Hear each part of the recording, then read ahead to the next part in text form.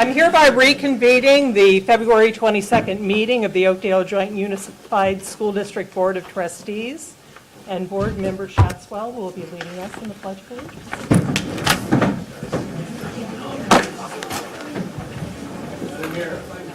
Ready, salute. I pledge allegiance to the flag of the United States of America and to the republic for which it stands, one nation, under God, indivisible, with liberty and justice for all.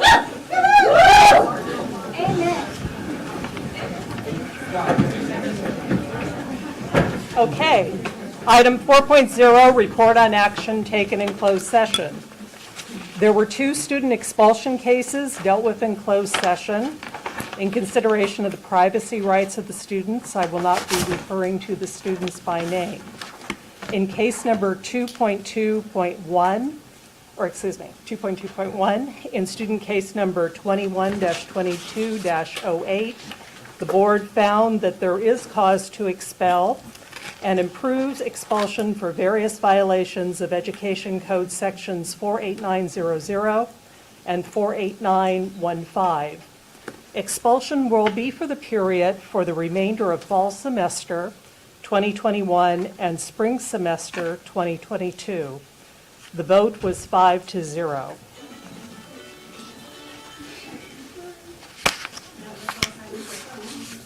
Item 2.2.2 in student case number 21-22-09, the board found that there was also cause to expel and approved expulsion for various violations of Education Code sections 48900 and 48915. Expulsion will be for the period of the remainder of spring semester 2022 and fall semester 2022. Then item 2.2.3, the board had a conference with our chief labor negotiator, Assistant Superintendent Craig Redmond, and our chief financial officer, Cassandra Booth, regarding agreements with Oakdale Teachers Association and California School Employees Association, number 830, and no action was taken. Item 5.0 is approval of order of agenda items for this meeting. I would like to move that we move the report that we have tonight, 11.1, and 2 action items, 12.1 and 12.2, prior to announcements. No, prior to 6.0, which is announcements. So do we have a motion? Second. I'll second. Oh, I thought you motioned. That's fine. I'll make that motion, that we move those items. Okay. All those in favor? Aye. Okay, so, Mrs. Wagner, 11.1, report on mid-cycle LCAP review. Thank you. In 2021, the LCAP was approved by the Board of Trustees. The LCAP is a local control accountability plan and basically outlines the goals for the district and some of the budget for the district as well. This LCAP plan consists of 3 goals that our district will continue to work hard to meet over the next 3 years. It's a 3-year plan. This year, the state requires a mid-year LCAP report, so we don't always have this, but we have it this year, be shared with the Board of Trustees before February 28th. The mid-year report consists of a review of the 3 LCAP goals, our LCAP expenditures so far this year, and a supplement to the annual update to the LCAP. This will actually become part of the LCAP itself. This supplement reviews how our district has utilized the increase in funding to support students, teachers, and staff in recovering from the COVID-19 pandemic and addresses the impacts of distance learning on students. So, of course, the COVID-19 pandemic has had a significant impact on all aspects of our school community. So, midway through the cycle, the report on progress is not what we had hoped. In addition, requested information might not yet be available because it's still mid-cycle. So, basically, for Goal 1, and Goal 1 is, let's see, okay, on. then, let's see. Okay, goal 1 is that OJUSD will provide a K-12 continuum of academic excellence, producing graduates who are college and career ready. This is something we always work on, and part of that is seen through our CASP test. Our baseline test was 2018-2019. Remember, there was no test given in 1920. So our baseline in 18-19 was that 51.69% of students met or exceeded the standard on the English portion of the CASP test. In this past year, students took a shortened version of the CASP test, and we didn't get all the detailed information we usually do, but there was a decrease of 6.47% in the English portion. So 45.22% of students met or exceeded the standard. In math, in 18-19, 39.9% of the students met or exceeded standard on the math portion of the CASP test. And in 2021, 27.09% of students met or exceeded the standards. So this is a decrease of 12.81%. Our teachers, our students, our whole staff is working really hard to come back from this. And so I suspect that in this next round, we will see much better scores. And so I am not really worried about that. The students took the test in a number of different formats at home, on independent study, and so on. And so it was a blow not only to our district, but across districts. So as an example of that, 27.09% of Oakdale students met or exceeded the math portion standards. That's the highest in the county. So just a heads up there. I'm going to talk through my whole thing. So thank you. I appreciate it. So we're continuing to work on that in a number of different ways. So let's see.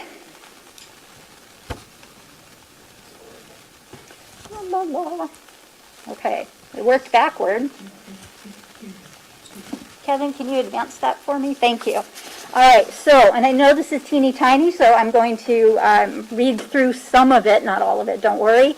Our second goal is that OJUSD will provide strategic and accelerated intervention for identified at-risk students. When we talk about accelerated intervention, we're talking about closing learning gaps more quickly than perhaps we've been able to do in the past. So we're accelerating that closure of the learning gaps. So we have our several metrics. You can see in the first column, we have our academic indicator for ELA, for math, graduation rate, suspension rate, expulsion rate, and our attendance rates. In 18-19, 22.27% of students did not meet the standard in ELA. In 21, so last year's LCAP, 28% of students did not meet the standard. So it just goes along with that the first slide we looked at with information on it. Math, same thing. In 18-19, 31.3% of students did not meet the standard. In 21, 40.94% of students did not meet the standard. So those are increases that we don't want to be increases. And so we're working on that.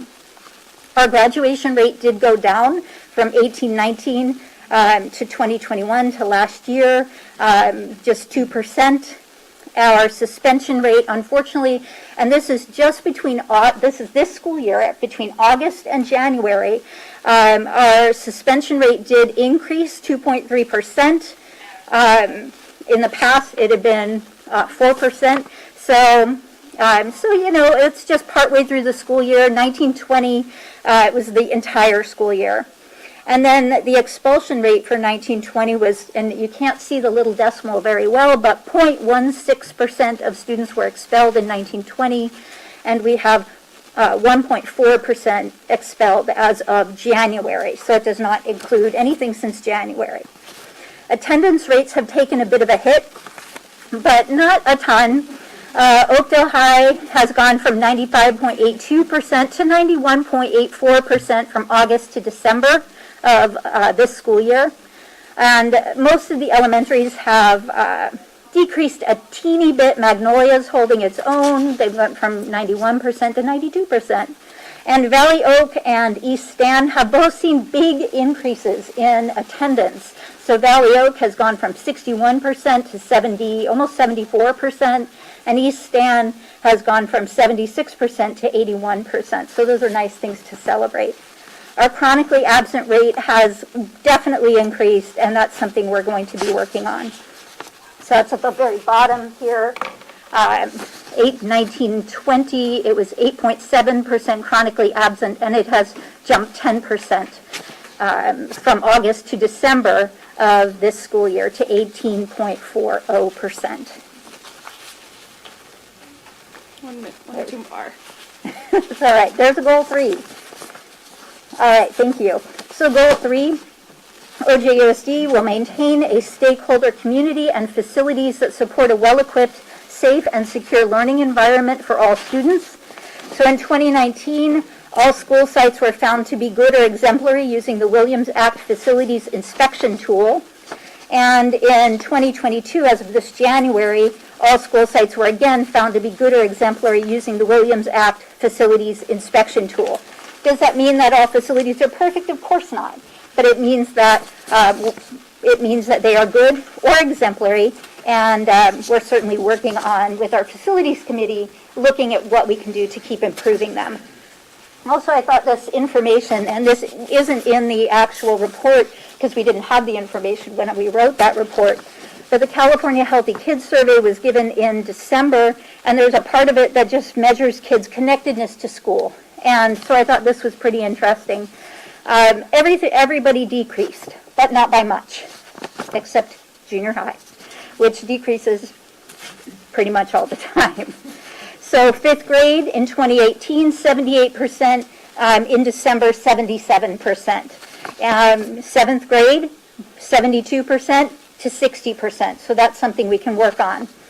9th grade, 58 to 55%, and 11th grade, 55% to 54%. So a reasonable number of students are still feeling reasonably connected to school. So that's something that I think we can take heart in. It's not, again, it's not perfect, but we can keep moving forward with that. So that being said, there is an LCAP stakeholders presentation for parents. It's me that I recorded my parent presentation. It is up on our district website under the LCAP section. It is, you can watch the presentation, then you can access the slideshow that's there that goes into some of this in more detail. You can look at that where it says stakeholder input. You can click on that in the slideshow. It'll take you to a Google form, and you can put in some information that we will use to help us inform this year's LCAP and how we're going to write that. That's going to be open until the end of the month. It's been open since January. So if you'd like to take advantage of that, please feel free. Again, our LCAP information mid-cycle is not what we would hope it to be. Given our circumstances, though, it's understandable that it is the way it is, and we are moving forward to better scores this year. I feel very secure in that. Well, wait. Let's ask questions from the board, and then we'll have the audience ask questions, okay? If they submitted a card. Okay, all right. Let me run the meeting, okay? Fair enough. So anyway, board members. I just am wondering, are they attributing a lot of those drops to the distance learning time where a lot of kids I know really struggled and lost, really a lot of quality academic time? Is that the primary? I would say that's certainly the primary reason there. Last year was a very different school year, as we all know. So by the time we got to testing, we had some kids testing at school. We had between 300 and 400 kids on independent study who tested in different situations. So yeah, and that is true for the entire state of California. Everybody's scores were down from what they normally are. And furthermore, only 25% of students in California took the CASP test last year. So that's a huge, it was a huge difference as well. Say that once again, 25%? 25%. less than 25% of California students took the CASP test this year. The option was to give a local test aligned to state standards. Those didn't have to be reported to the state, but they did have to be reported out to the public. So that was a choice. Our district chose to give the CASP test.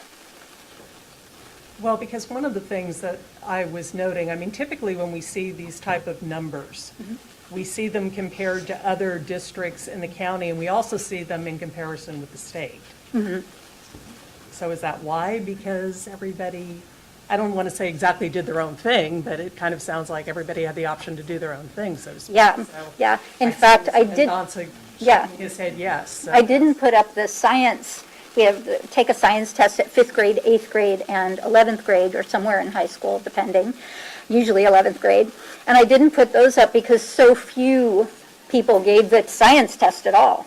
So it didn't, we got 27% on our science test, also highest in the county.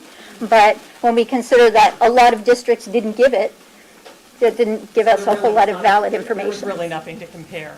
Correct. Now, is that something you would expect would be different for I- the coming school year? Absolutely, absolutely. There's not the, we don't have the ability to give a local test this year. Everybody takes a CASP test, everybody's in. So, yeah. Board members? Any other questions? Debbie, did anybody fill out a form with regards to this particular item out of curiosity? Okay, but you do have a question, or did we answer your question? Well, that was my question, was you didn't put on the, on your PowerPoint with the science testing. So what was that? 27%. So 73%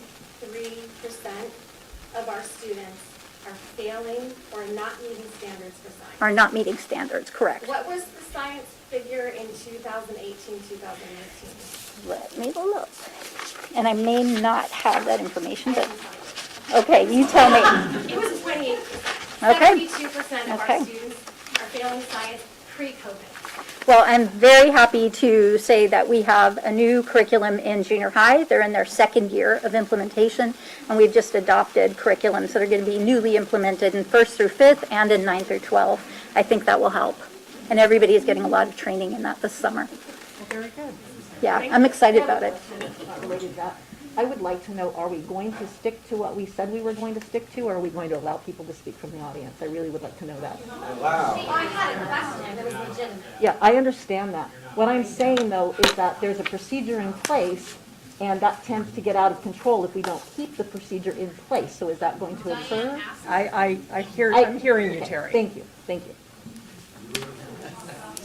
Moving on to 12.1, I mean, one thing that I do want to make comment about, we had some comments made at our last board meeting. We had some audience members that come up and asked to have the accompanying documents for certain agenda items on, the website.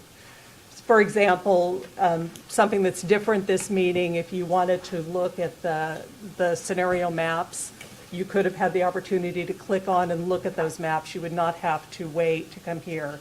The other important item that we felt, because there was a lot of particularly emotional student sentiment as it related to the item related to rural districts, that we had that resolution on there. And the idea was that hopefully having those items on the website would answer questions, before you came here tonight. So hopefully that's been the case. So moving on to 12.1, review and approval of scenario and resolution number 21-22-15, revised trustee areas population balance. Dr. Klein. Thank you, President Gilbert. At the January board meeting, information and proposed changes to OJUSD trustee area maps were shared by Attorney David Saldani of AALRR. After an explanation and justification of the process were presented and input was given, Mr. Saldani presented 3 scenarios to achieve population balance with each trustee area. These scenarios were printed as posters, displayed at the district office, and posted on social media for the public to view. Any changes to the trustee area maps must be completed and sent to the Stanislaus County Office of Education by February 28, 2022. These changes will allow OJUSD to be in compliance with the California Voting Rights Act. It's recommended that the board reviews and accepts one of the scenarios presented. Okay, I do want to mention that we did have a scenario 4 that was created in response to my request to have a district that encompassed East Oakdale for all intents and purposes. Our demographer created that scenario. We found out from our attorneys that it didn't pass muster because Mrs. Schatzwell was actually placed in a district that would have been up for election in 2022. Her term currently goes to 2024. So if you saw the scenario 4 and were wondering why that was removed, that's why it was removed. So, all right. We have 3 scenarios before us. And David, Are we doing, oh, David Saldani. oh, you're reporting. I can. I'm glad I'm up to speed here. Mr. Saldani is our attorney. Good evening, regards to everyone. this. Does somebody have a clicker, or should I just say, Nick, do we have a presentation, or, Yeah, you can tell me if I can get it to work. okay, do we have the maps uploaded? Kevin? Oh, you're fine. Okay, we can pull those off the website, right? Can you get those, you have access to those, David? Or Kevin? Dave, you want to give us an overview, then we can pull up the map? Yes, absolutely. So, the superintendent said we are approaching the statutory deadline, okay? It's the last day of the month, February 28th. And what happens is if we don't make the change by that point in time, the County Committee on School District Organization will make that change for us. And we certainly don't want that to happen. This is your map, this is your district, this is really your process. And so we want to make sure that we are adopting a map hopefully tonight. You have 3 scenarios, each of which are viable from a legal and practical standpoint. All of them are fair game. At this point, it's just what is the preference of the board. Let's click through here. So real quick, let's stop right here. So the reason we're even having this conversation, we did this a couple of years ago. We moved from at-large to trustee area voting. Under the law, the difference between the most populated and least populated area should not be greater than 10%. So what happens is when we looked at your areas that you adopted and we overlaid them with the 2020 census data, it yielded a total variance of 12.9%. In other words, the growth over the last decade was somewhat uneven, with some areas growing faster, some areas growing slower. So for example, if you look at the comparison here between 2010 census, which is the data that you utilize to prepare your current maps, and you look and see what has changed. So now, in each one of these percentages is really the percentage above the ideal number. Okay, the ideal number is derived by taking the total population and dividing it by 5. Okay, that's how we determine balance. So take a look at currently your trustee area number 1 is 8% over that ideal number. Okay, conversely, area 3 is almost 5% under that number. And when you add those together, that's how we get the 12.9. So the exercise is to just make a couple of fine adjustments to make sure that number, that 12.9%, falls below 10%. That's what we're trying to achieve. So let's go to the next slide.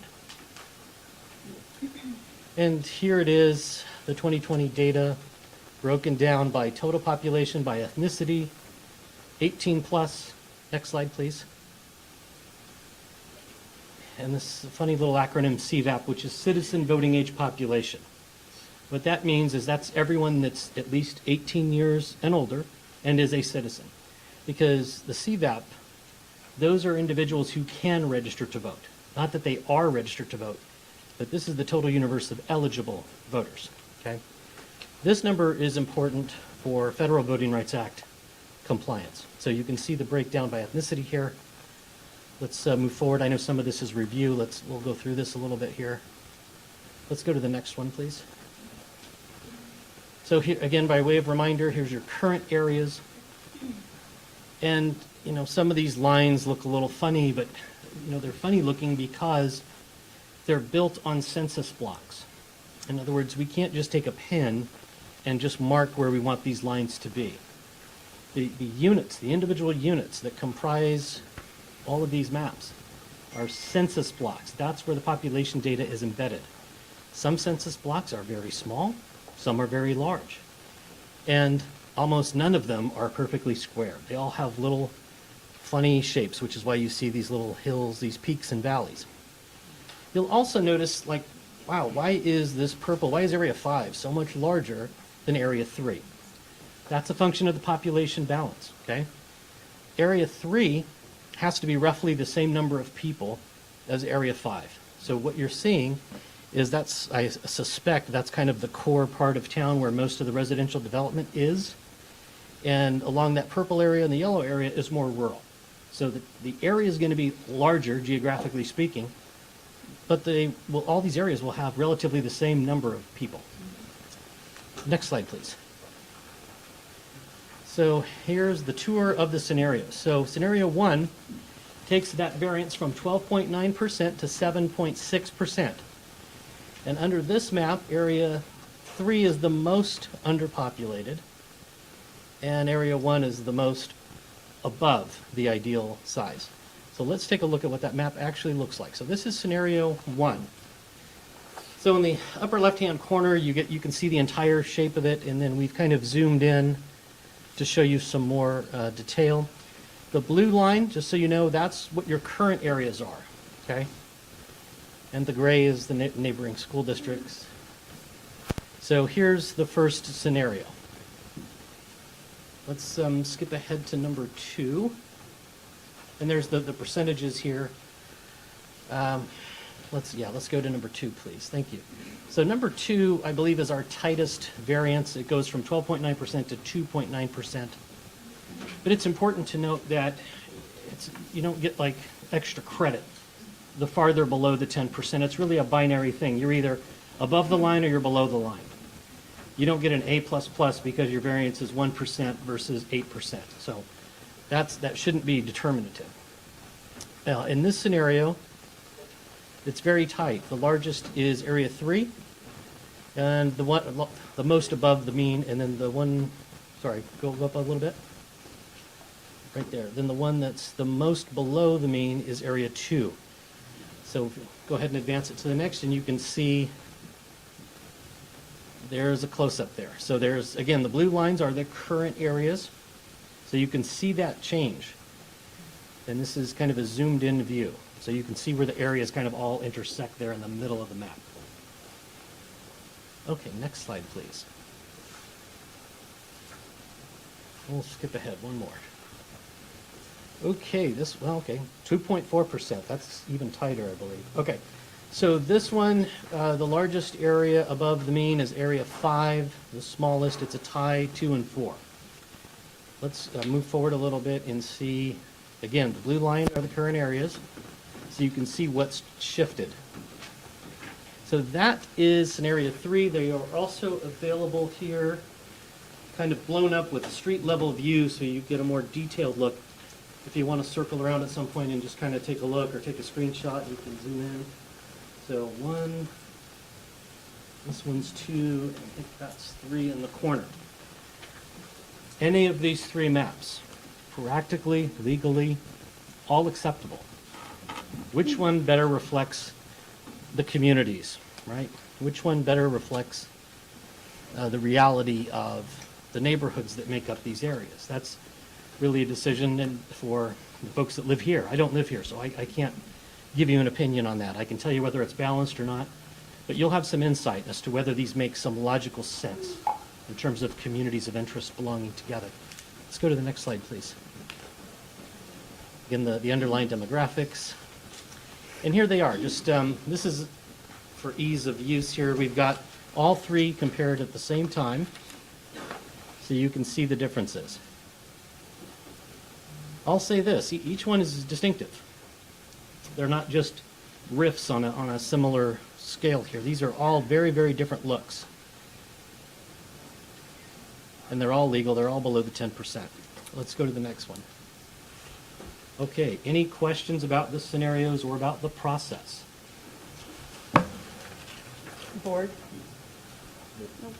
No. And I know that you've given us, not only tonight, but we've had more than one report on it. So I think, is it fair to say that everybody has a sense of the process and what goes into it and communities of interest and all that kind of thing? So you have two districts that have, I think, is it 2 and 3 scenario Let's go to where the comparison slide. they have the smallest variance? Yes, these 2 and 3 have the smallest.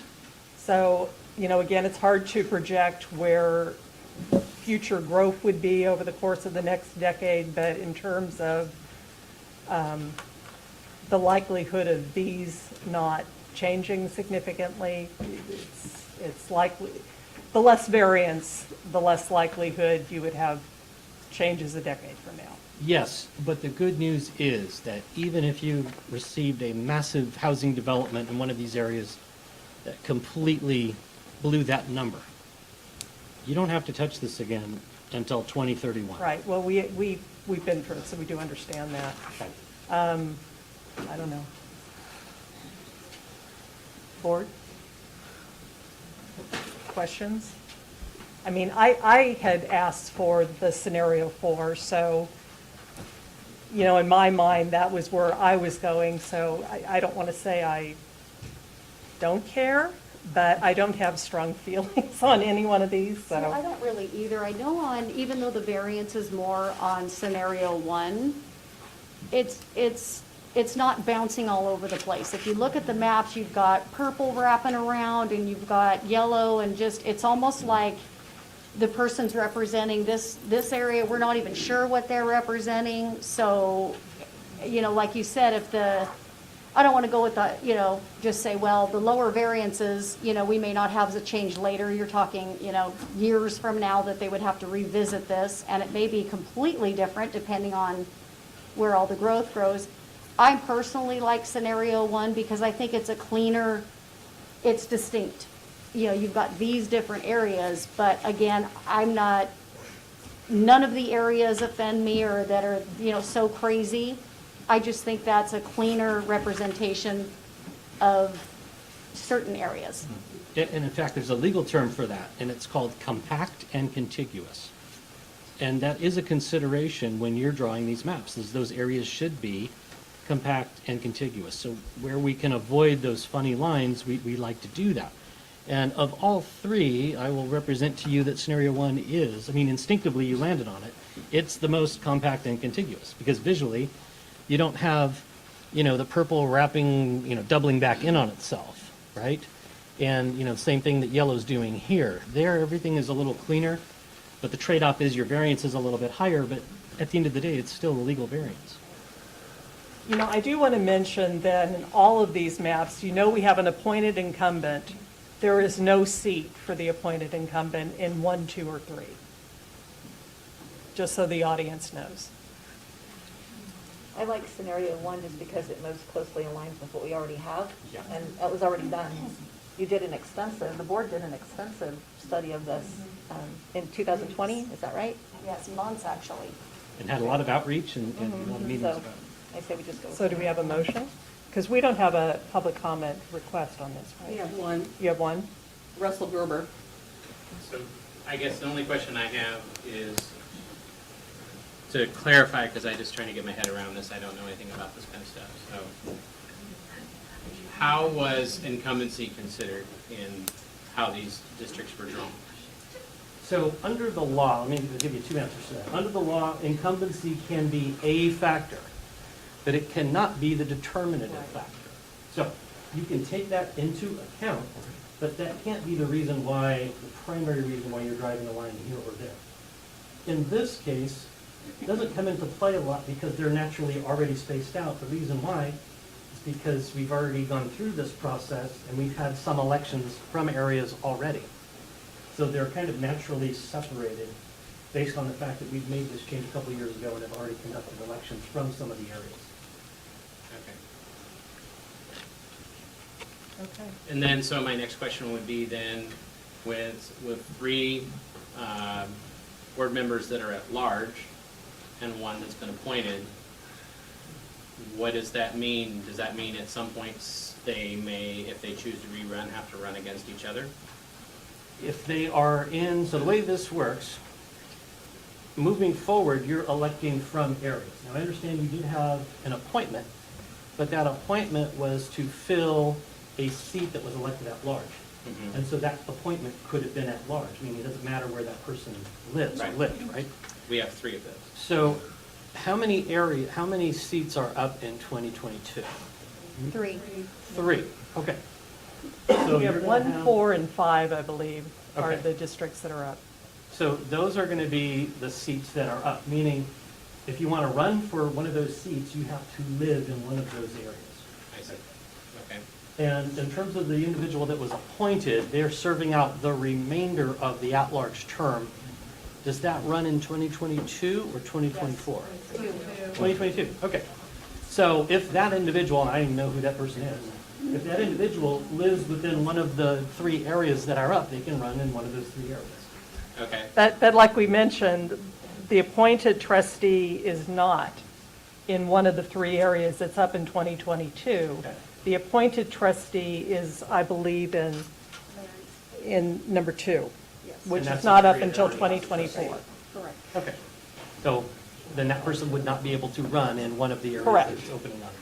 Okay, then my next question is, for the scenario that you each would personally prefer, which of these districts do you live in? I'm in District 3. I'm in the pink. So you're in this district. No, that's purple. I'm sorry. That's okay, the tiniest This one? little pink. That's you. Correct. Okay. I'm District 1. You're here. Yellow. Yellow. Okay. I'm blue, I'm 4. Blue Green. and green. So, Well, she's actually purple right I'm now. purple, but I live in the green area. Yeah, Which is the But same Larry- as Mr. Betchart. correct. okay. So basically, all of you would get to run for the district you live in. That's right? As would any other resident of that district. That's correct. But I mean, the one that they're voting for basically means they can run for the district they live in. Well, it's a big leap to say that any of us are going to be candidates in November. So, So, okay. but I think your question has been asked and answered, that you would run from the district where you reside. Because My comment was we no longer, because I don't understand the whole process. no, I understand. I don't know if you were at our last meeting, we did go through this really extensively, so I can understand I understand the questions. But in any event, I think where you're going is, are there any more at-large seats? That is over as of this, it's done, so anyone who is to run would be running from a trustee area that they live in. Right, and I guess my question wasn't that at all. My question was, and I feel personally, that incumbency is not germane whatsoever. You need to make the districts the best and fairest you possibly can, and to be damned where you live. That's where I personally live, you know, how I feel about it. As far as, you know, I don't feel that incumbency should have anything to do. It's just ironic that each one of you are voting for scenarios where Okay, you already well, live. thank you. All right. So now, any other questions? I have a question. Okay, Just real quick, I'm gonna do this quick as possible. Has anybody talked to the Hopedale City with a 30-year plan and aware of the development that's going in across from the golf course? Yep. The impact it's gonna have on the city? Can I answer that? I actually didn't, I haven't spoken with them, but I did bring that up a couple of meetings ago. You know, what about that? You know, That's huge. what about that, all the new housing, because I know it's not gonna be senior this time, it's just the second development. So I believe the person who was doing the maps for us, I'm not sure if it was, I think it was another gentleman who was explaining it to us, and said that they were looking at that, and prior to giving us these final maps, that would be taken into consideration, and it would not make a huge change. Does everybody recall that when we asked that question?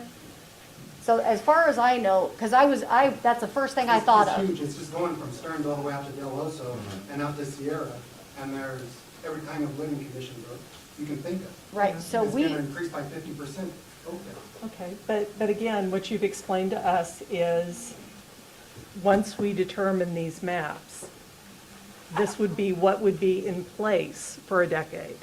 So we would go for this process again in, it sounds like forever from now. 31. Yeah, well, The for next 32. decennial census. We'll take a look at that. The problem is from a legal measurement, right? The standard is the census. It's not what the development is going to be in the future. So it is, to some extent, a backward-looking exercise. Just like when you created these areas 2 years ago, it was based on 2010 data. Right. And that's because it has to be. That's the legally approved measuring stick. It has to be the census data. Well, and, you know, who's to say that a decade from now, there's not going to be other factors? We might have a Hispanic Latino population, for example, which then merits having, It changed. you know, having a seat, so. That's right. In any event, all right, I know that we've had several reports on this. I know we have a lot to cover. So are we at the point where, have we asked all questions we want? Do we have a motion for one of these three scenarios? I'll make a motion that we entertain scenario number 1. Do I have a second?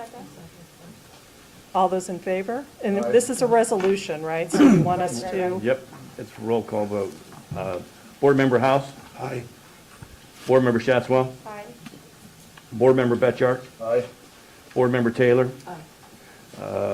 Board Member Tolbo is absent, President Gilbert. Aye. Okay. So we're going with scenario 1. Very good. And is this going to be posted on the district website or continue to be posted? Yes. And what will happen from this point forward is we will transmit this information to the registrar of voters and also to the county so that they have the underlying shapefile data so that when it comes time for the election in November, we make sure that those the right ballots go to the right houses. So that's the next thing that will happen. But there's no more action required by the board. That all happens in the background. Okay, and this election then is, you would be filing in August? Like As 3 a months candidate- out for the November 2022 I election, think that's correct? right. I think that's the candidate filing period, a Okay. couple months before November. A few months. But this will all be in place well before then. Very good. Thank you. Thank you for your service, appreciate it. Thank you. Okay, moving on to 12.2, approval of resolution number 21-22-16 to declare Oakdale Joint Unified School District as a rural school district. Dr. Klein. Thank you, President Gilbert. Senate Bill 328 was approved by the governor of California in 2019. This bill requires high schools in California to start no earlier than 8:30. Oakdale High currently has a start time of 7:40 a.m. Oakdale Joint Unified needs are different than large urban districts within California. OJUSD believes that a change to an 8:30 start time will not benefit the students, parents, or the community. If OJUSD does not identify itself as a rural district and maintains its current start time, there will be a definitive decrease in state funding. However, if OJUSD declares itself as a rural district and there are no changes to SB 328 or the term rural district as defined by the state, there will be no decrease in state funding. And it is recommended that the Board of Trustees approves Resolution 21-22-16, thereby declaring OJUSD as a rural school district. Okay. President Gilbert, I do have the resolution. Would you like me to read that into the record? Or it is posted? Well, it was posted, Mhm. so anybody want to have it read? I don't. But as long as you're here, Mr. Quaid, I mean, I know we had discussion about this on the phone the other day, and I mean, you clarified some very, I thought germane points as to why it is we need to do this and why we need to do it in advance of any potential legislative action on this matter. Could you please address that? Right now, the legislature, in its wisdom, set start times to everyone but rural districts, but they did not define rural. The whole state is dealing with this. A huge number of school districts are dealing with this. And there's no definition, but they say if you're not rural, you have to start at these times, which are not good for rural districts. There are 17 definitions of rural in federal law. You guys meet some of them. We pinpointed one for the resolution where you are defined as a rural district by federal law, and by the board adopting that, that serves as a defense, mind you, to if there's no change in the current law, there's no definition given, and then an audit comes, you're always audited on your attendance routinely through the audit process, and if there's no definition of rural, you've declared yourself rural, that'll protect against an audit finding which could lose money based on apportionment. They'll say, oh, you shouldn't get money. The law says if you have start times before that identified in the law, you cannot receive apportionment for that unless you're rural. So by doing this, I classify it as a defensive action. We are declaring ourselves rural. In the absence of any other definition of rural, we're adopting this. Now, if the state comes around and changes that definition in the law before the school year starts, then we'll have to look at something. But the state usually doesn't adopt legislation like that quickly. They've had a proposal for 2 years to define rural, and they haven't. So this defends the district. It saves money if there's no change in that law before the start of the school year. Then you know you can start the school at the same times. I apologize. Because the other thing that you had mentioned from the conversation that we had is that we needed to do this in advance of any potential act on the part of the legislature as opposed to after the fact. Because if we did it, in arrears and not in advance, we're pretty much out. Your auditor probably would find that it was self-serving and done after the fact. And we couldn't do it. Yeah, it wouldn't carry an impact. That is the purpose of this. We're Yeah. being proactive, so then we can keep things as they are and do our early start time with our zero period and all the things that we have been doing up to this point. Correct. Otherwise, you have to push back your start times, I think, 50 minutes to high school. Right. And So I don't think anyone that wants is why we're doing this, Right. okay?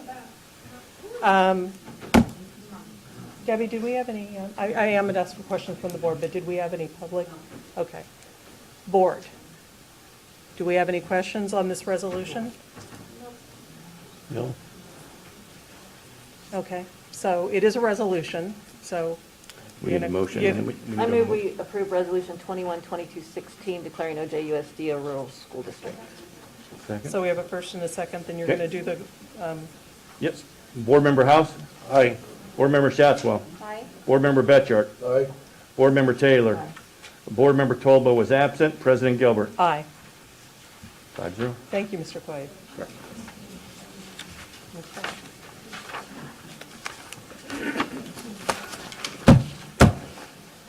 Six point zero, announcements. Dr. Klein? No No announcements? announcements here. Okay, moving on to 7.0, organizational report, 7.1. Lisa Greenhouse.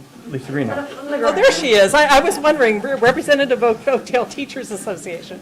I didn't see you, Mrs. Greenhouse. We like for you to be at the podium. I'm loud. Thank you. Hello.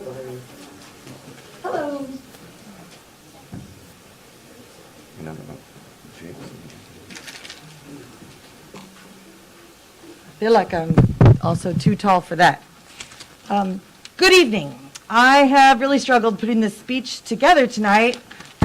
Not kidding. I think I was this kind of student at Oakdale High School too, but we won't go there tonight. Part of the reason I've been struggling is because I'm really unsettled. The pandemic's ripple effect has created an unsettled feeling in my life and a lot of the people I work with, and certainly all of yours. It affects our children, it affects the adults in the community, it affects every job, every walk of life, every experience we have here in Oakdale. The unsettled feeling for me has come from my job. It isn't what it used to be. Our students are struggling in ways we don't understand, in so many things that we're not used to seeing in school. Luckily, Oakdale had the thought to put forward counseling and some different resources for our students. Another big unsettling issue that I'm struggling with, and I think many people also are, at least the ones I talk to, politics it has become a household word and has wormed its way into every relationship and every conversation. The ripples of our economy have resulted in a cost of groceries, gas, and every single part of our daily life to grow exponentially. Now, I say all that because first I wanted to talk about who I am before I change hats to my OTA hat. I am the president of the Oakdale Teachers Association and have been only for the pandemic, which has been yes, that is exactly how I feel. It's hysteria. I mean, it's hysterical. I really had intended to talk about contract negotiations and to try and keep a community that works together. You guys are a huge part of that community. You guys are a huge part of that community. The staff here at Oakdale, we're a huge part of that community. We are the parents. We are the teachers. We are the people who care for all of your children. Some of what we're dealing with is the contract, which was the original thought. We were going to have a showing of teachers, not because we're angry. We're actually having really good negotiations that are thoughtful. They are, Mr. Redmond's doing a great job, having negotiated with him all year, last year, like a full-time job. He's amazing. He's done a really good job of being thoughtful, and my lead negotiator and all my negotiators agree. That isn't the problem. It's that everything just feels so unstable. And looking to have a contract that's settled, I think will help with that stability for teachers, for the world that we have to live in at school. And that's where the board comes in. You guys help decide that, things like where resources get spent. But really the bigger part of what I feel called to talk about is how unsettled I feel this room is, and how much the unsettled feeling of our families and our students are impacting our daily classroom, which impacts teachers. It impacts the staff, the SLPs, the people who are loving and taking care of your children.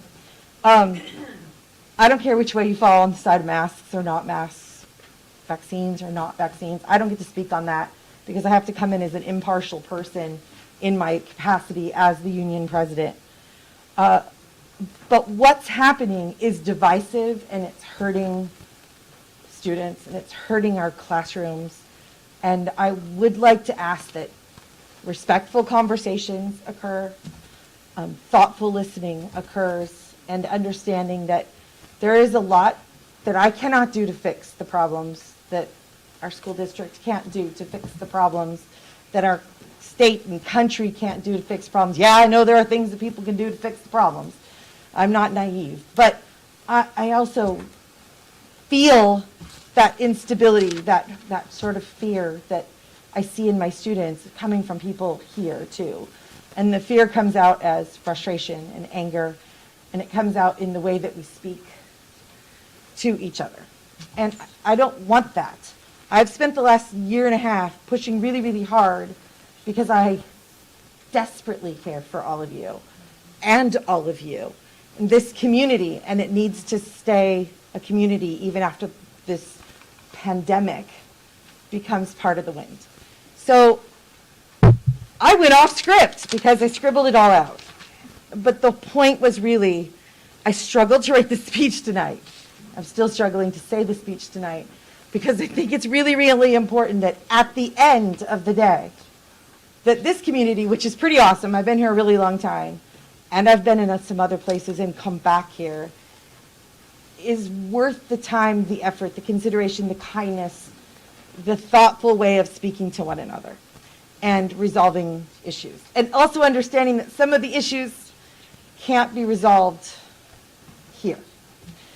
Thank you guys for listening to my little thing. I didn't really put my OTA hat on much. That showed up every once in a while in that little speech, but I do thank you, and thank you for your support of your teachers and educators and paraprofessionals and all the staff, because let me tell you, we are feeling it, just as you are in your own careers, your own families, and your own walks of life. Thank you.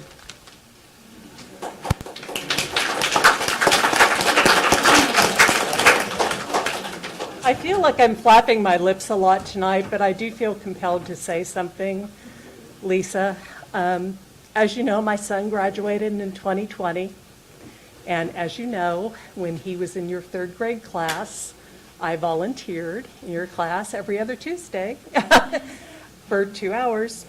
I remember, I'm going to have to take a little moment here.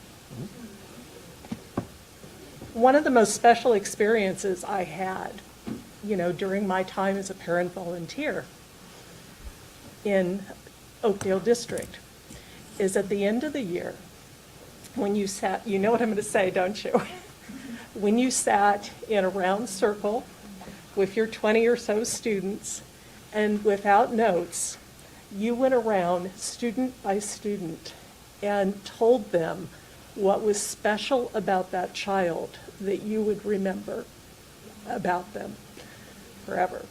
And, I don't know if the students necessarily got it, but all the parents that were, on the outskirts of the room, I mean, we were just all, like I am now, we had tears in our eyes.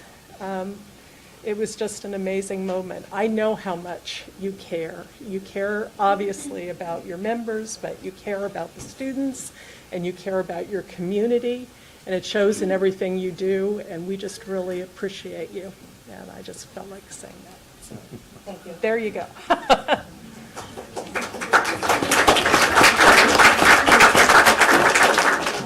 7.2, remarks by representative of California School Employees Association, Local 830.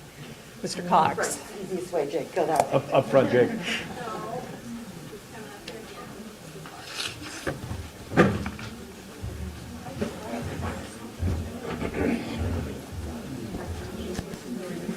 They're in the back, I'm sorry. Good evening, everybody. I'd like to take your attention away from COVID for a little bit and bring it towards your staff. When I say staff, I mean classified, certificated, admin, confidential. As you go around the sites, you see everybody has a 1,000-yard stare with a forced smile behind it. That has came from all the roadblocks, extra duties, and the feeling of just being a number. And we as staff need to stop checking off our days of the week and start focusing on the enrichment of our kids, and just instead of going through the motions. We need to start feeling truly appreciated, supported, and valued so we can be the team that we all know we are. One way to start showing that value and appreciation is to fix the minimum wage issue that affects every one of your staff members. And we should be focusing on that minimum wage, because to have that classified salary schedule on our district website is embarrassing, and it should be embarrassing for everybody because it's below minimum wage. So let's try to show a little value and appreciation, because I'd like to stop seeing forced smiles and more clear eyes, open hearts. Have a good evening.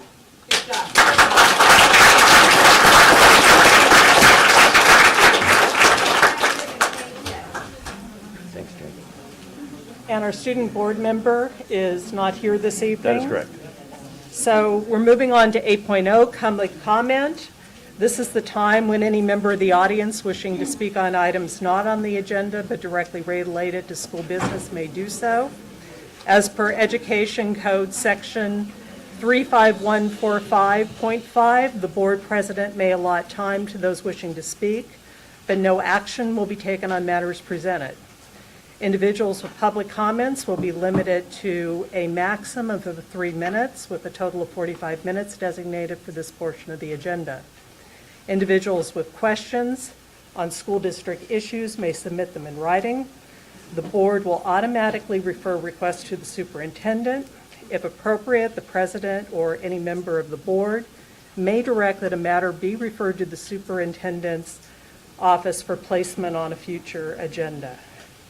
And to dovetail a bit on what Mrs. Greenhouse said, it is our expectation this evening that comments be made in a manner that's courteous and respectful, and outbursts of, profanity or whatever, or accusations will not be tolerated.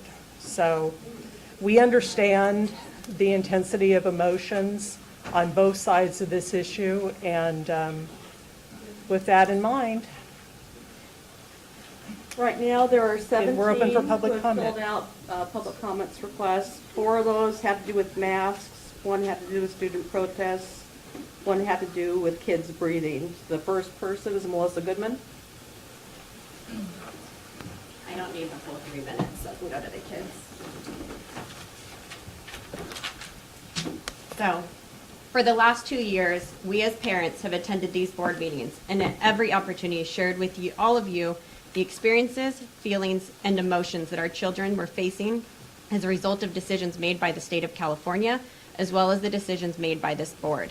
While we have every intention to continue to show up and speak for our children, we wanted to change things up tonight and follow the lead of the courageous, strong, and brave students of this district who've spent the last couple weeks sharing their smiles and exercising their right to speak against the mask mandates and for freedom of choice. These students have been referred to by Superintendent Dave Klein as aggressive, bullies, liars, and selective protesters with no other intention other than to avoid tests. These slanderous words have been spoken about both the students and the parents in this room. I hope that after these brave students share with you tonight, an apology will be provided to each and every one of them. I commend not only the students here tonight, but every student who shared and continue to share their smiles. Your courage has been contagious, your words have been powerful, and your strength is admired.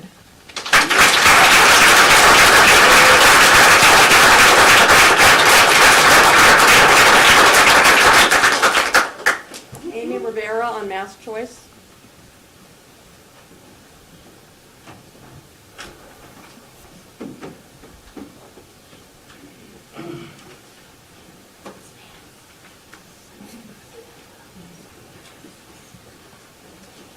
All right, I put down a few PowerPoints just so I stay on track and make sure that what I wanted to be heard from me is heard.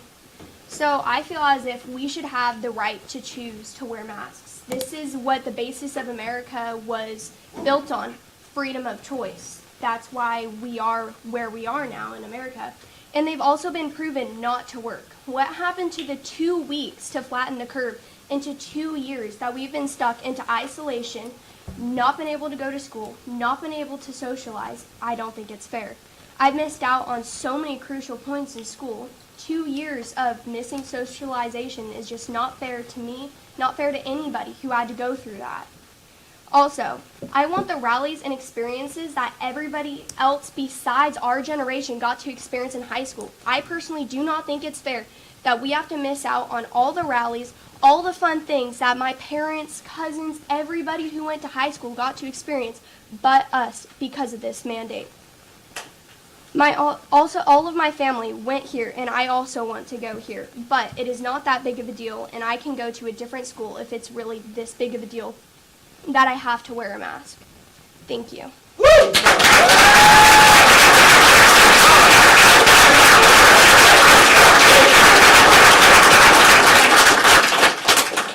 Christine Serpa on mask mandate. Hi, my name is Christine Serpa. I am the parent of Levi, who is sat here so quietly, a 5th grader at Sierra View, and also a 7th grader at the junior high. My children do not want to wear masks in school. They have gone from A and B students before the pandemic to C, D, and F students now. My well-adjusted social kids are now kids who hate school and severely dislike certain teachers and administrators. Your job is to educate children, and instead you have caused them emotional distress and anger. I am not from Oakdale originally. I moved here because of the stellar school district we used to have, and I can no longer recommend or brag about this school district because of their lack of student-focused attention to education. This has become a district focused on money, union, and politics. I have to tell you about a specific incident that broke Levi's heart. He was protesting for the mask mandate. He decided on a Friday he would go back to class because they were dissecting a pig heart that day. This is something that he had looked forward to the entire year. He called me from school and said, "Mom, they're excluding me. They won't let me participate." I contacted Mr. Kindred, and he told me to take it up with a teacher. I did this as well. I talked to the teacher. I have messages from the teacher saying he can absolutely participate, and she would go and get him from the cafeteria. She went to the cafeteria and told Levi, sorry, you can't participate.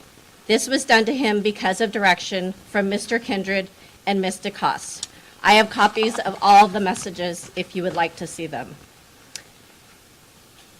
This was from the teacher, and the administrators only made phone calls because they didn't want to put anything in writing. He came home hysterical and crying, and this is what you're teaching your administrators to do to our children. This is retaliation in the highest form. In addition, while he was in the cafeteria, he was supposed to be getting his work and help from the substitute teacher. I have an audio recording from that day where the sub, his name is Mr. H, is heard saying, I am not going to help you. You decided to protest, and the principal told me not to help you. You have to do the work on your own. And I have it on my phone. I could play it for you if you'd like. Listen, we believe you. Okay. You can continue on. I am asking you to think about the children, give them a choice, and make this a safe and positive place for them to receive their education.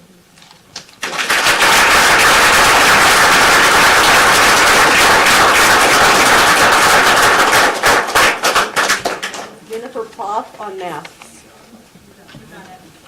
I apologize, I'm a little long-winded. It's my first time.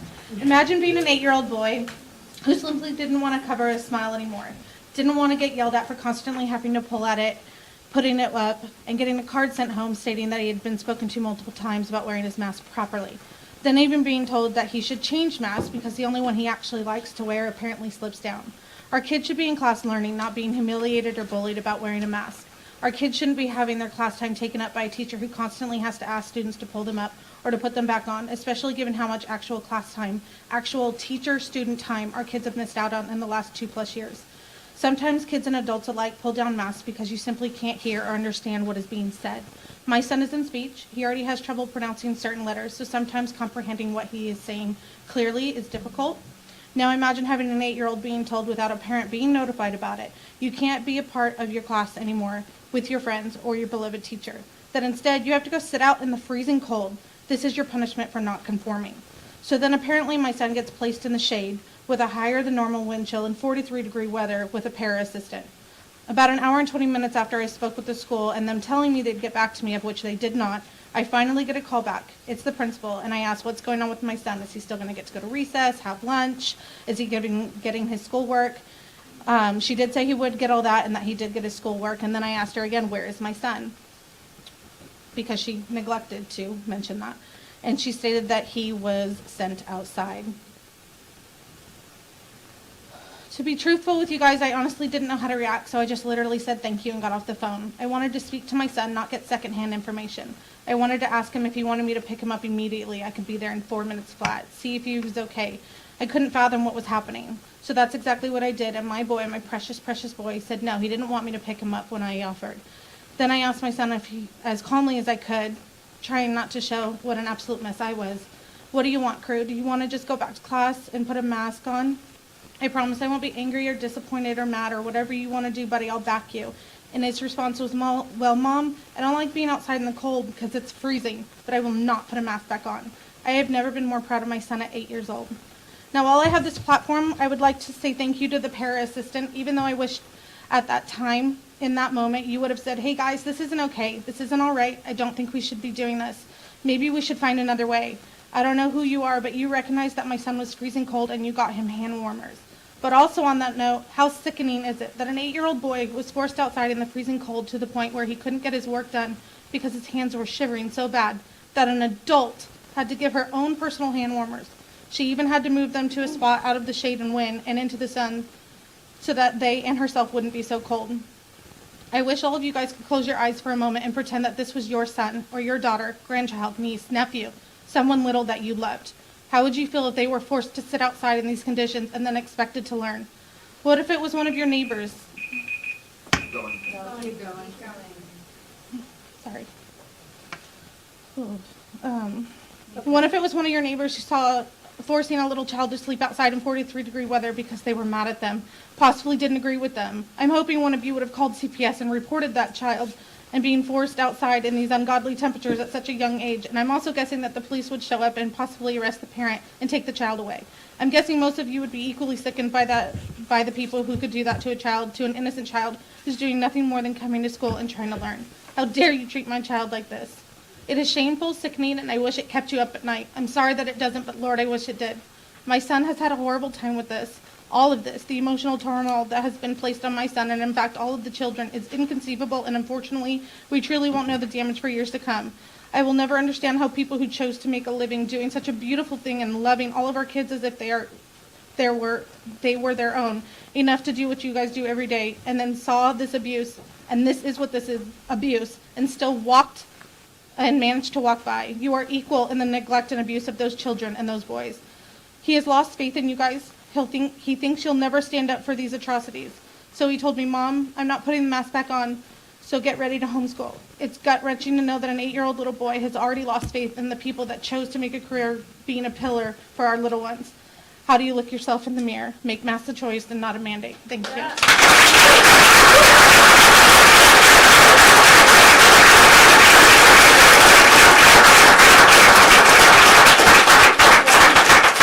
Hang on. I actually I wrote this down, and I had a comment. I wasn't sure if you would be here or if he would be here, but I wanted to personally apologize that happened to him, because that was awful. And I'm so sorry. When I heard about that, I was shocked. Is he here? He's in the front row. I am so sorry that happened to you. It should never happen. You guys can stop it. Just a minute. Please let Mrs. I'm Schatzfeld sorry. finish. I wrote that down, and I was going to say it later, but I wanted to say it now, but I'm very sorry that happened to you. I'm sorry, if I could just say one more thing. Y'all, it's 42 degrees outside right now. That's how cold It it was was when he 43 was out when there. my son was forced outside. It is freezing outside. You did that to a little 8-year-old boy, y'all. You guys do have the power to change this. You do. And I just want to add, I just want to say that he wasn't placed outside of his classroom. This young man was placed outside the cafeteria where all the kids were going to lunch and could see him. I was privileged to pick the kindergartner, and I thought the parents weren't allowed in the parking lot anymore, and it was ridiculous. Thank you. I know we have a lot of people that want to comment. I know there's a lot of emotion. Sorry. I just wanted to say that. No, it's okay. Okay, I'm not on the list, but I'm going to get up and say what I Okay, well, let's go through those that want to make Does any of the comments. moms or parents who are signed up to speak mind if I have 3 minutes? Okay, wait a second. Wait a second. We want the kids. Please, we are running the meeting. Please. Debbie, who's the next I don't know speaker? which ones are the kids, if you want the kids to go first. So if you want to, the next person is Taylor Limke. Go Taylor.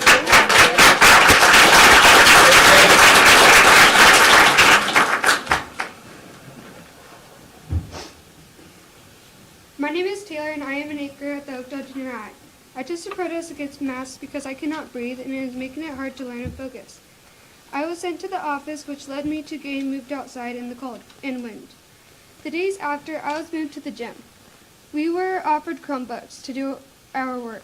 My Chromebook, however, was not connected to Wi-Fi. I asked multiple times to different staff members that were monitoring us for the password. None of them gave me the password, and they told me to stay in my seat. I could not do my work. The next day, my science teacher assigned an assignment that was due by the end of the period. I turned it in to the staff that were turning in the classwork. The staff turned my assignment into my science teacher. My teacher declined it. My teacher said if my work was turned in any time after the period ended, she gave me a 0 on the work and would not let me turn it in.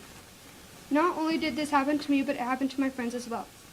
Also, my brothers go to Cedarview Elementary. When they unmasked, they got sent to the cafeteria. There was a sub in the cafeteria supervising them. When any student would ask for help on their work, the sub would say, "This is your punishment for not wearing your mask. I cannot help you." No one could get any help on their classwork.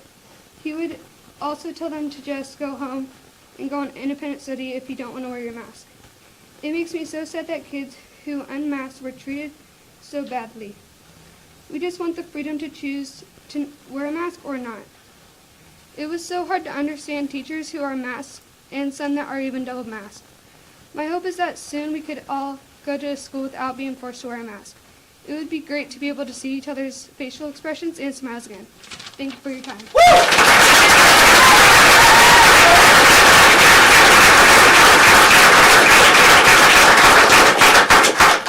Debbie, of the ones you have left, do you maybe the students who filled out forms can raise your hands? You can get their names and we can have the students speak. Brooklyn Manuel.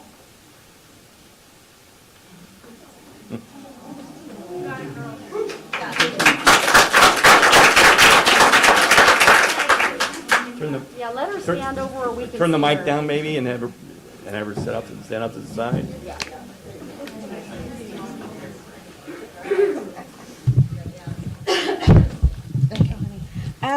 Brooklyn actually wrote this and she wants me to read it for her. Brooklyn is a third grader at Magnolia Elementary. She said, one of the reasons I don't like to wear a mask is because it always gives me a headache. Another reason I don't like to wear a mask is because I am very shy and quiet and it makes my voice lower than it is. And when I went to school without a mask, I got sent up to the front office and they sent me to the cafeteria. And all of the doors were open and most of the windows. We were freezing.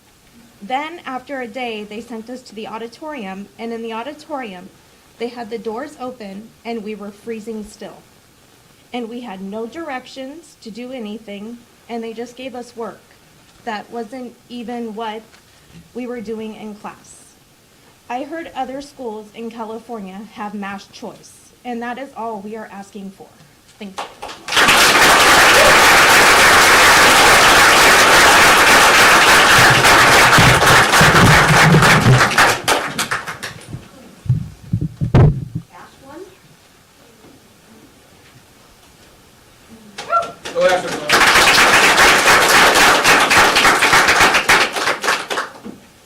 Hi, I'm Ashlyn. I'm in 6th grade at Fair Oaks. The last 2 years, I've dealt with all the changes and asked no questions. I adapted to online schooling with a horrible internet connection and no parents home to help. They both work. Not seeing a friend in person for months, only being in person 2 days a week and not being able to hug my friends. No field trips, no fun. I've had soccer games and entire soccer seasons canceled. I've dealt with it all with a smile on my face. After seeing our governor at a huge gathering maskless, I've decided enough is enough. I'm not diseased or dangerous. I'm a child who wants to enjoy what little time I have left in elementary school.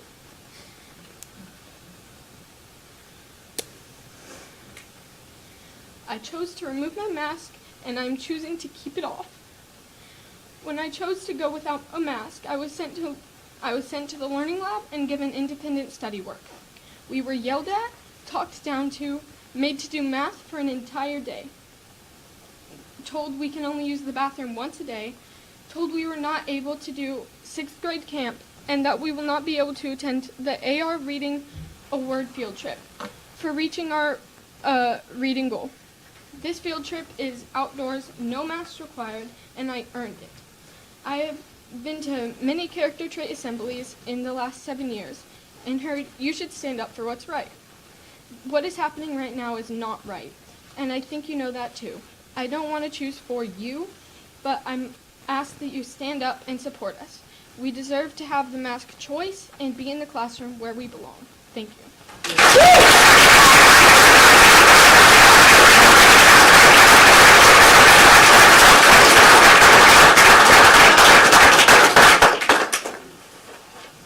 Charles Leon.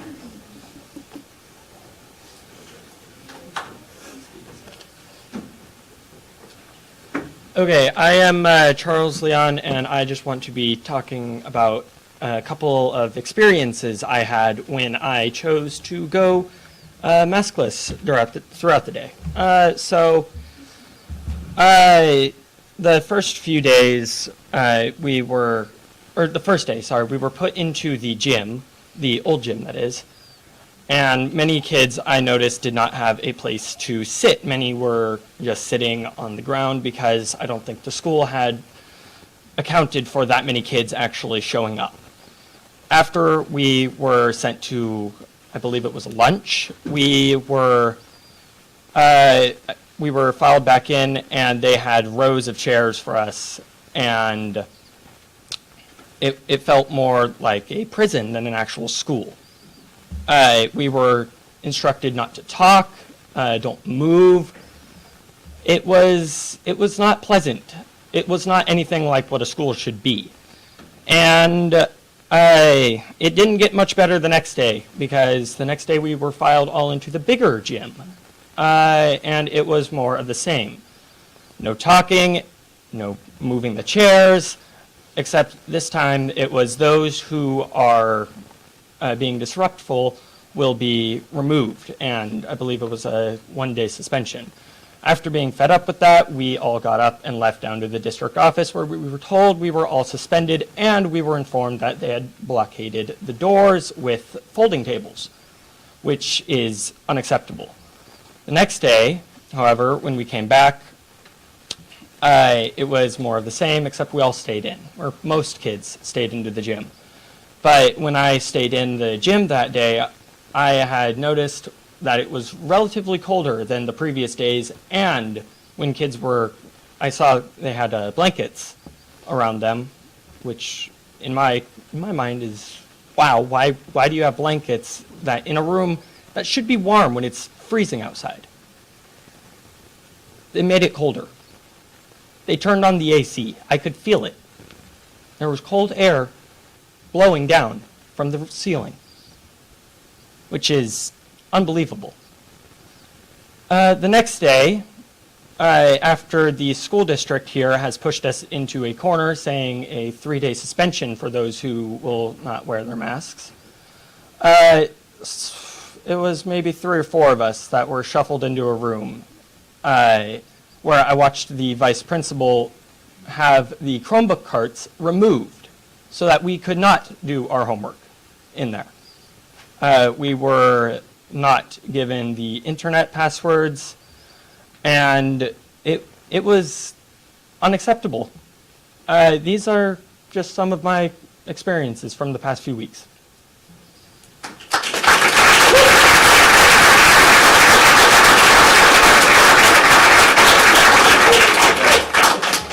Is there another Charles Leon, or did you fill out 2 forms? Oh, that's Caleb. Caleb? Yeah, Caleb. So I'm Caleb, and what I want to talk about here is what we did in the academic reinforcement. So what we did was, for the first couple of days, we just had work that we did in school. They let us have Chromebooks. They did the internet for us. And then after 1 week, they gave us independent study packets, which were, the math was far from what we were close to. Well, it was before for what we were doing. Like, we were in module 5, and then the math lesson for module 1. We had 1 bathroom. We had recess. Couldn't go to outdoor ed, any park trips. I left because I didn't want to do the packets and I wanted to go to the park trip outdoor ed, not because I wanted to wear my mask.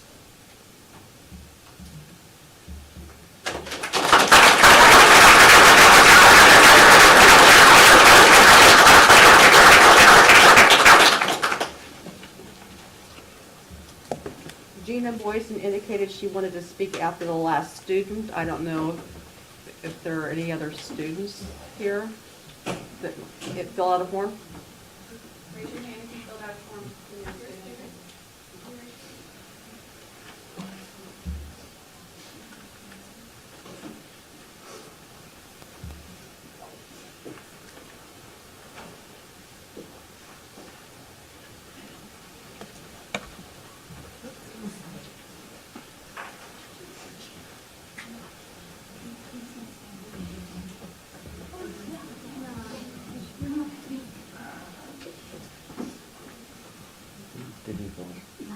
he wants me to talk, but he goes to Fair Oaks also, and he just was giving a thumbs up to Sierra.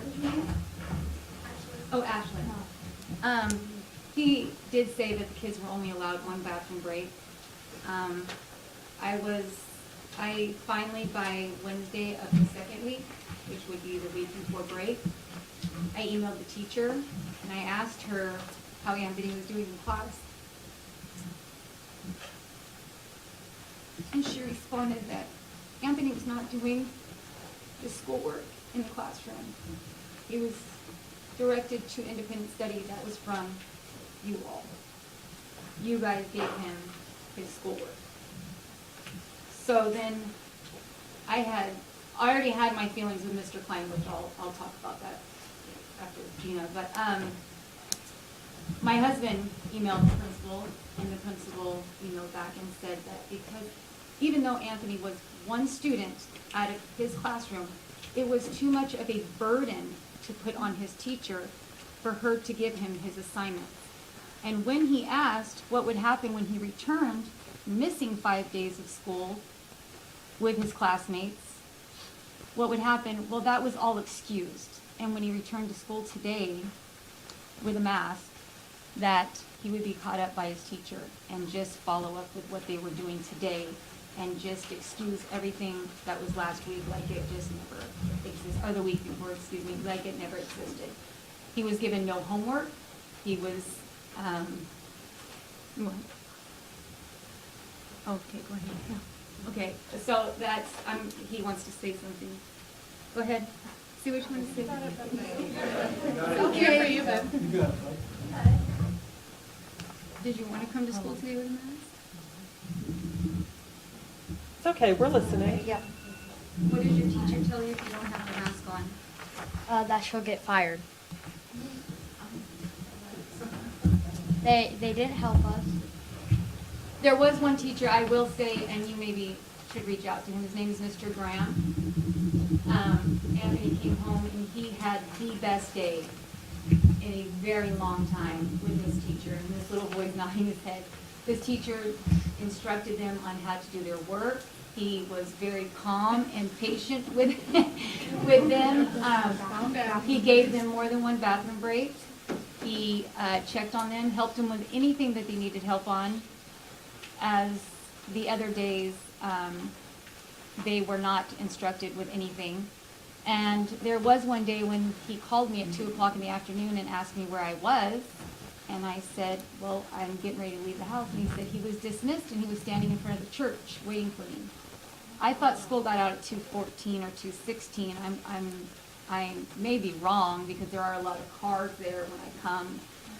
I'm kind of like this straggler. So 2 o'clock he did phone me and he was standing at the church across the street from the store on the corner. I don't know how that happened, but I think that's a big violation of your school code. And then I'll let Gina talk on behalf of the rest of the students, and then I will speak to you about my encounter with Mr. Klein. Thank you.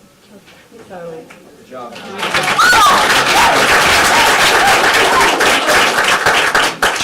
okay, Debbie, so is this all the students?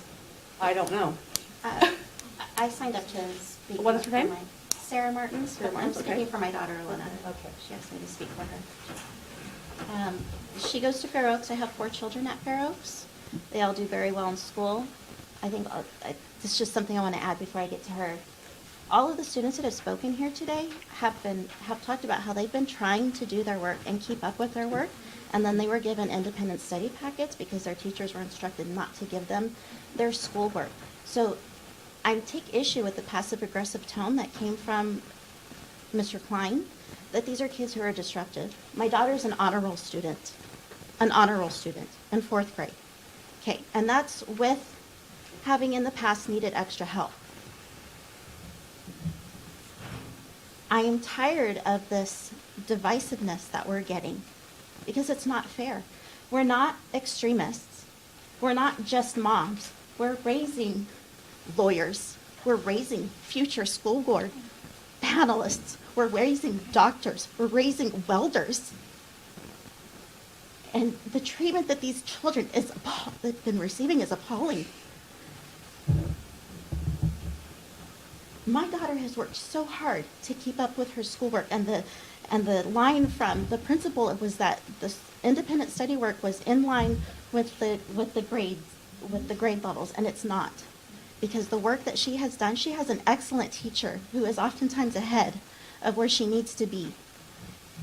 She was just barely getting to the assignments that she was receiving in the independent study packet. So the retaliation that has been directed at our students is absolutely shameful. And I'm deeply concerned that Mr. Klein used drawing allegedly to a student in an article for political purposes. When we check that box, giving the school district permission to take pictures of our children, to praise them for their academic accomplishments,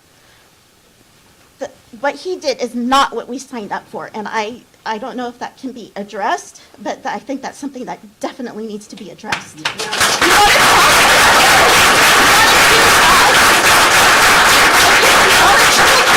As political pawns, and he does this. I did not ask my daughter to do this. My two youngest children, they're too young, and they've never experienced normal school.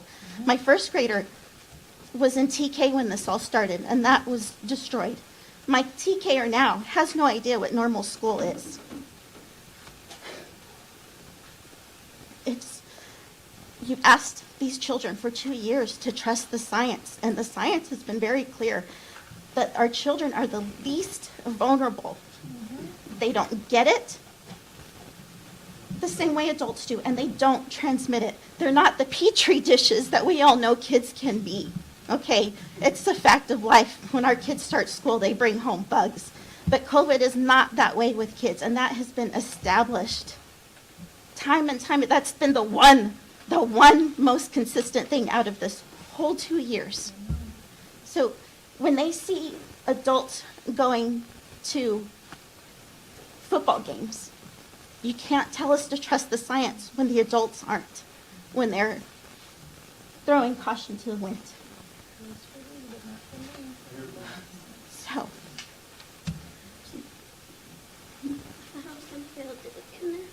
you thought you were going to fail? She thought she was going to fail. She works so hard. My children all do very well in school. These are not delinquents.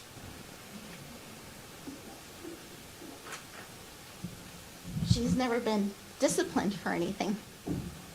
She tells me, you want to talk about disruptive? She's told me all year. Kids are meaner. Kids are more disruptive in class.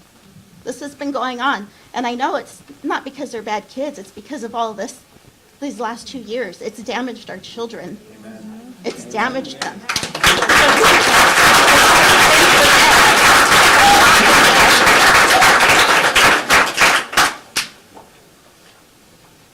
So in her words, these past 2 years have been hard, especially when wearing a mask.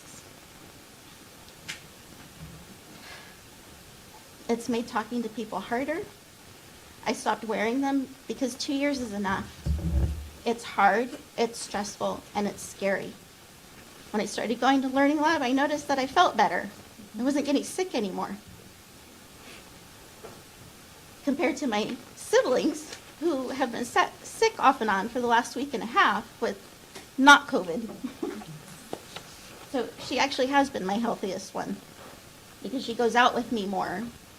And we've damaged our children emotionally and physically.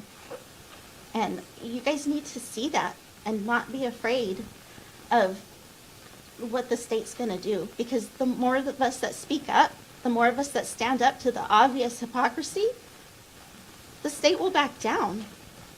They can't go after all of us.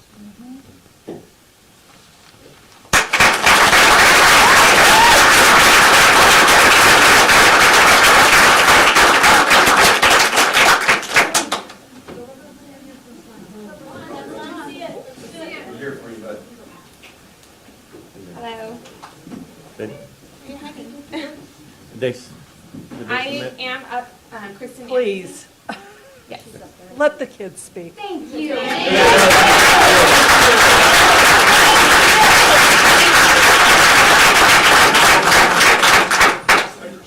I have my two kids up here. He's in second grade. His last normal year was in TK. He's now 8. He was 4 or 5 years old in TK. And Tilly here is in kindergarten.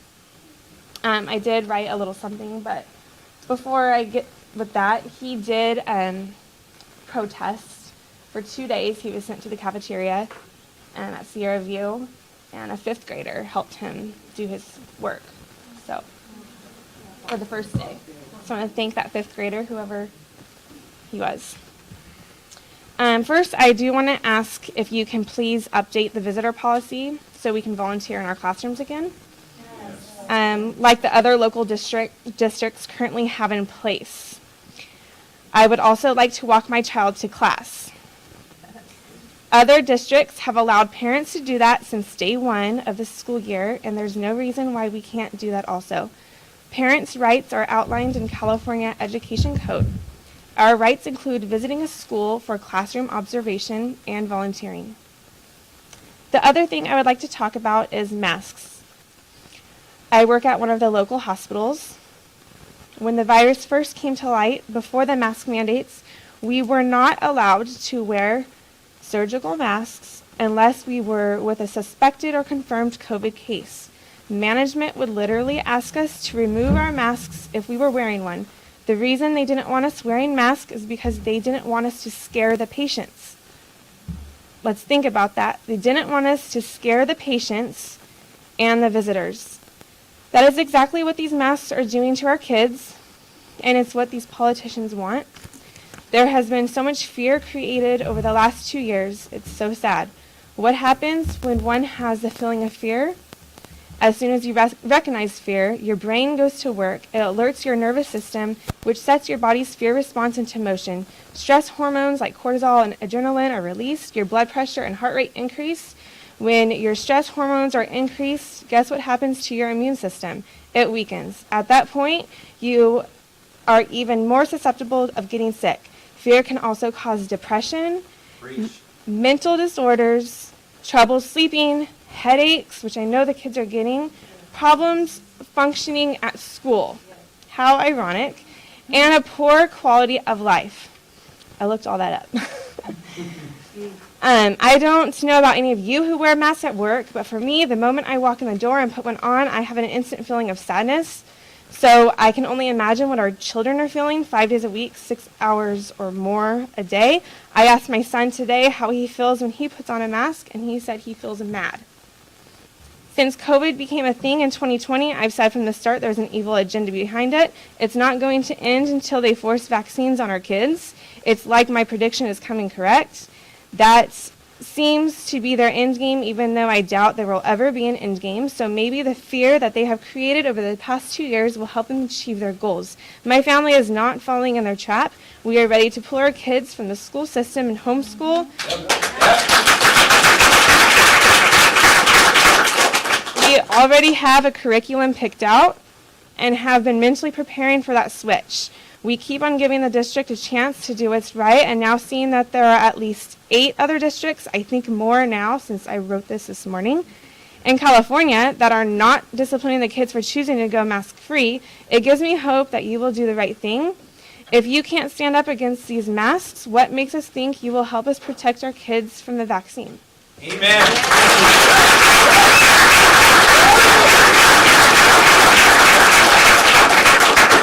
That is it. Thank you. He wanted to say something, but too many people. Thank you.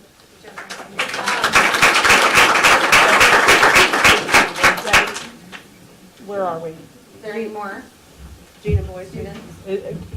So do we just have one more speaker? No. How many speakers do you have? And where are we on time? Phil Harris, Jennifer Power, Leanne Yonan, Katie Rogers, Jamie Griffin, Where are we on time? Michael Nessel. You're overtime, but Okay.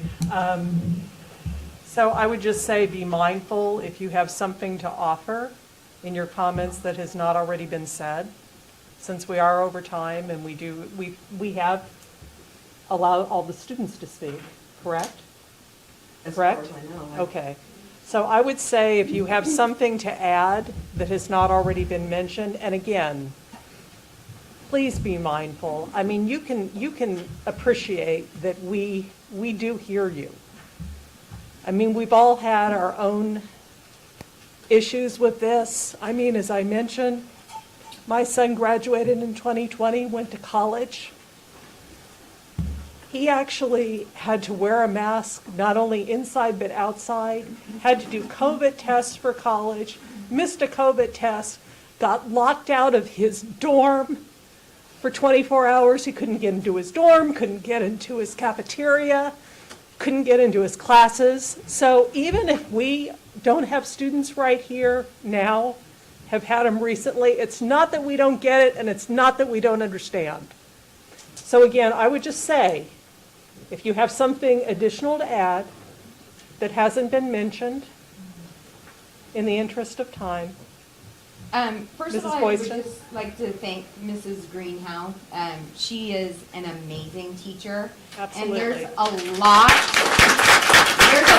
of amazing teachers in this district and a lot of amazing administrators. But as you can see, from the students here, from the students that are at home and parents at home that went through this protest, there's a lot of bad ones. There's a lot of, I think I can speak for everyone here. We are shocked. Yes. Yes. At their actions. Hot down. It's mind-blowing. It's almost been 2 years. We've tried working with you. We've asked you how we can help you find and implement solutions. We've spent countless hours researching, brainstorming, and communicating with other districts and counties. We've done the work for you. We've begged, we've pleaded, and we are still here today. Our kids are still masked in class. Children in our community witnessed and experienced extremely difficult situations, as you can see. Threats and bullying from teachers and administrators during a week and a half of protesting. The events that took place during that time were disgusting, tyrannical, and evil. These are children.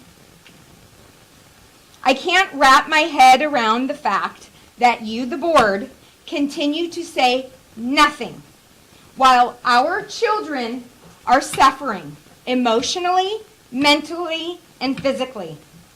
And it makes me wonder, we all wonder, why? Is there something that you have to gain? Is there something that you have to lose? This could be over with.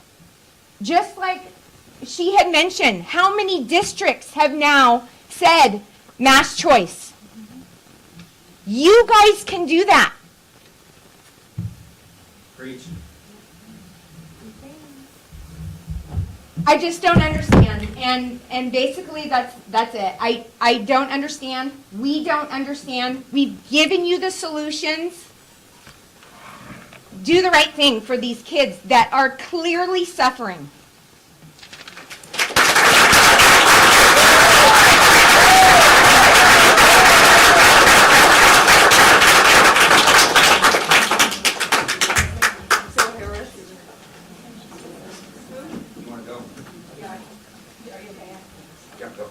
I'm Katie. I'm going to go because I have to leave. A few weeks ago, I'm pretty sure every student who's sitting in this room right now did what none of us could do. They took their masks off at school. And they stood for their own rights, their own mental health, their own physical health, and they were leaders. Dr. Klein had an opportunity at that exact moment to be a leader for our district, for our community, for our teachers, for our administrators. He could have supported the students. He could have said, that he would do everything he could to make sure that they got to stay in their classrooms and exercise their constitutional rights to an education.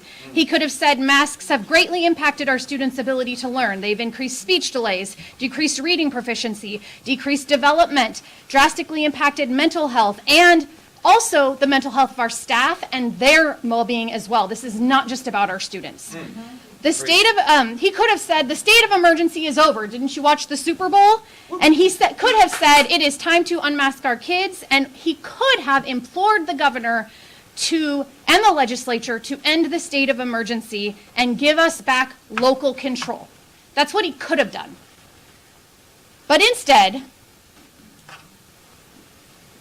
he went on every news outlet, every TV station, every newspaper, even did a interview with the California Association of School Superintendents where they called him a celebrity,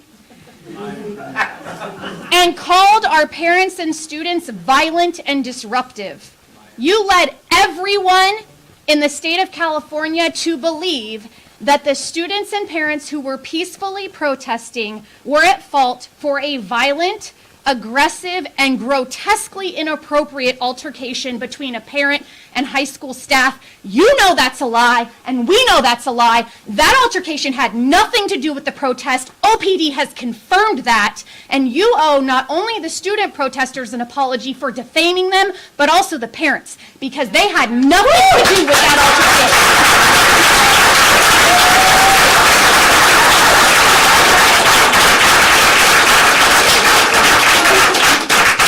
dare you use your platform to defame those students instead of standing up for them? Just be careful. Okay. There are rules, and I do not mind following them. Well, what sucks is you guys all have masks on, and we can't even see your expressions as to what Katie just had to say to you. No, it's okay, Jelena. You also have repeatedly called us a small but loud minority. Mr. Klein, do you know that your own teachers were polled by their association? Majority of them want mask choice. Not minority, majority. Okay? We are not a small, loud minority. There are those teachers, since we're talking about leadership, where are those teachers who don't want to wear a mask, who don't want their students to wear a mask? Those teachers who, before the protest, weren't wearing a mask and weren't making their students wear a mask? They're not here because they're terrified to speak up. They're afraid they'll be retaliated against. They're afraid they'll lose their job. They're afraid they'll be spoken down to in the lunchroom or targeted by their administration. That comes from a lack of leadership. Real leadership allows people to speak freely without being at fear for their livelihood. Real leadership can be seen in other school districts. In the past month, while Mr. Klein has dug in his heels, slung mud, and forced OJUSD students to go home for not masking, 15, as of 5:30 this evening, California school districts have held either regular board meetings or emergency board meetings and voted to support mask choice for students. They have said they will allow students who choose to unmask to stay in their classrooms where they belong, getting their education uninterrupted and uninfringed upon.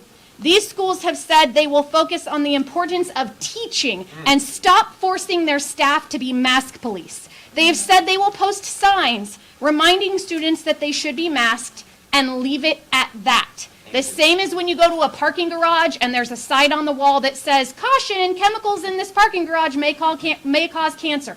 That relieves the parking garage of liability. So put up the sign, your liability is covered. Dr. Klein, you and this board have said multiple times that you want the masks off. You guys hate them. Mrs. Schatzwell, I know you have been very vocal. Mrs. Gilbert, I know you have been very vocal about wanting the masks off. Clearly, Mr. Bouchard won't even wear one. And Mr. House has also communicated several times that he doesn't want his grandchildren wearing masks anymore. Have any of you reached out to these school districts to find out how they're overcoming the roadblocks that Dr. Klein and the attorneys have told you stand in your way? Anybody? Anybody ask them what's going on? How come you're able to do this? Aren't you scared you're going to get sued? Isn't your insurance going to drop you? Because I know that at least all of the districts in El Dorado County were told by their insurance company that they will not drop them. As long as they have appropriate signage posted, and as long as children are reminded when they come in the classroom to wear a mask, that fulfills the obligation. Okay? These brave students have shared their experiences, and if they were too nervous to share them, their parents shared them on their behalf. This is a small sampling of the deplorable things that happened to some of our students. There were students at the high school called "See you next Tuesday" by staff members. By staff members. So, board, I know that you're hearing a lot of this for the first time, and it's just as appalling to you as it was to us when we heard it. But I want you to take this opportunity. I implore you. I have the list of districts, and I also have the letters that they sent to families when they lifted their mask. They're not lifting the mask mandate. They are lifting their physical enforcement of the mask and no longer sending students out of the classroom for unmasking. So they are still following the mandate. They are just refusing to remove students from the classroom. But I have all of that if you want it.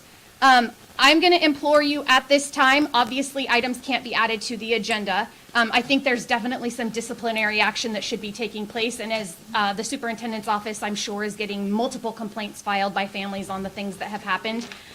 So those should be addressed, and I think there's some staff and administrators that need to find different jobs. But I'm going to implore you at this time to call a special meeting this week, next week, and end the enforcement of the mandate to allow these children.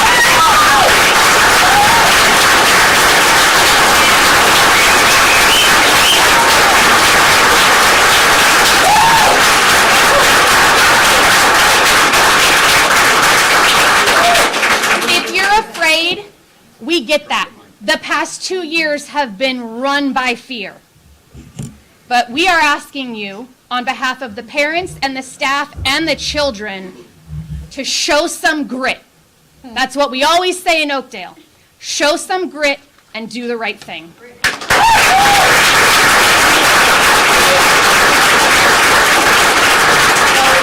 just want to ask one. Wait. He's on there. Are you, yes, you're on the list. I was Phil, but she just dropped the mic, so I'm not going to. I would like to follow up on the question, because she did ask a great question. There are multiple districts in the state of California that have allowed this to happen. Have you guys reached out to them? And that's all I want to ask. Or will you? You absolutely will. I have not personally, but I don't. We have? Yes, we have. Because I know you had sent us information on El Dorado. And also email all of you the letters from the superintendents and the administrators that they sent to families. Thank you. So again, I would say if the speakers who have not yet had the opportunity to make comment, if you have anything additional to add, I mean, those were very powerful comments. So I would just say if there's something new. Well, but you have to be on the list at this point. Hold on. I'm on the list. I'm Jamie Gruffin, and I give her my time. Thank you. Jennifer You need to hear her story. I'm sorry. Jennifer Power. She can have my time. She can have my time. You can have my time, I don't have it.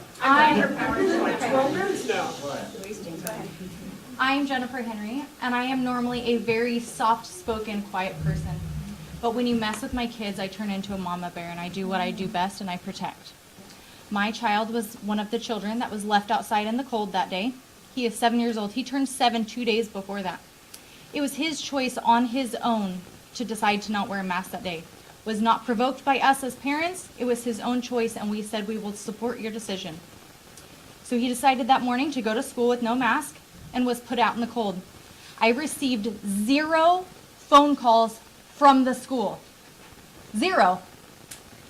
When her child was also removed, she had another friend that went and stood by her side outside of school. I was notified at about 11:50 from 2 other moms that my child was put outside. That morning, I got 0 phone calls. I was at work, mind you. My husband also was at work. So I got to the school as fast as I could. When I got to the principal's office, it was 12:19. When I asked our principal why I didn't get a phone call, she said, "We were very busy this morning." We have it all on video. We were very busy this morning. That is unacceptable. Then later to find out that my child asked 3 different staff members, principal, vice principal, and the yard duty, to call home and was denied all 3 times. Do you know in jail you get 1 phone call home? My 7-year-old was denied the right to call home. At no time should a child be denied the right to call home. It is absolutely unacceptable.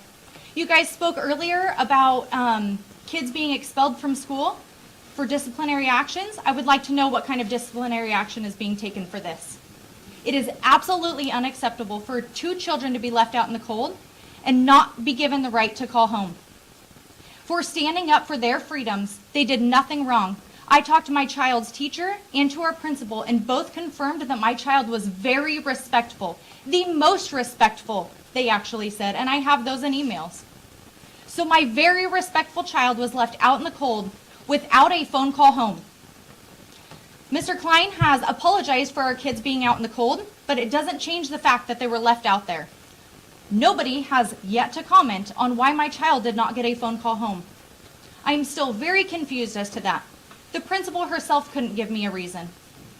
So I want to know why our very peaceful kids are now being told on media that they are aggressive, when our children sat quietly and were standing up for their rights and for their freedoms.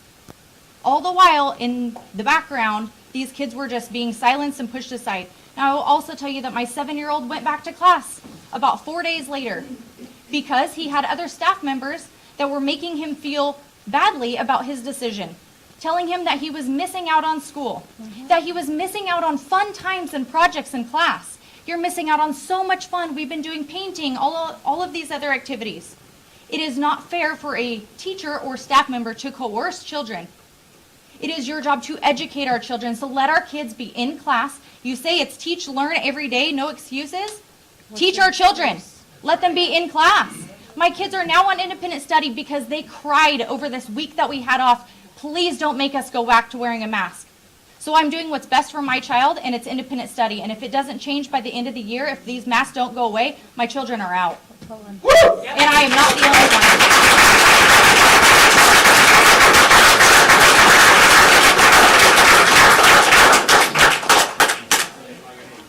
Okay. So He had to go get his son.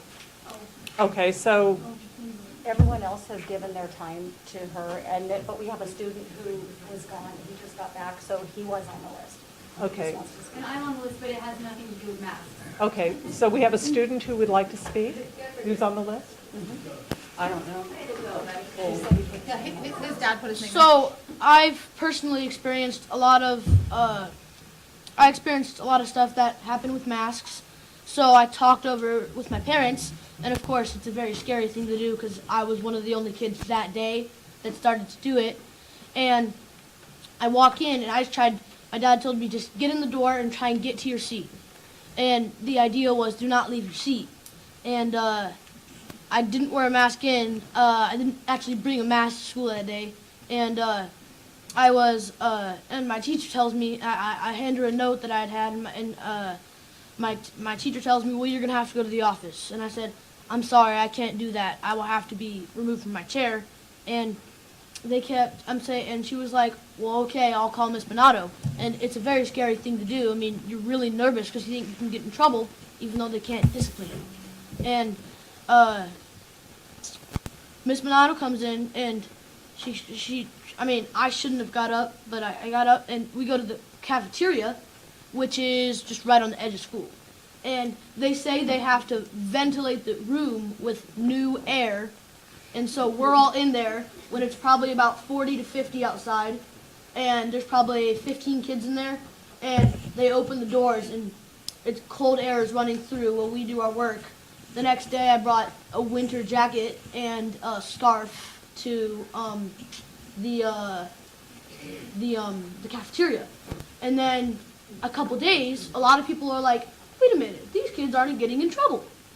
And And so a lot of kids started joining, and there was this one kid named Justin. He started,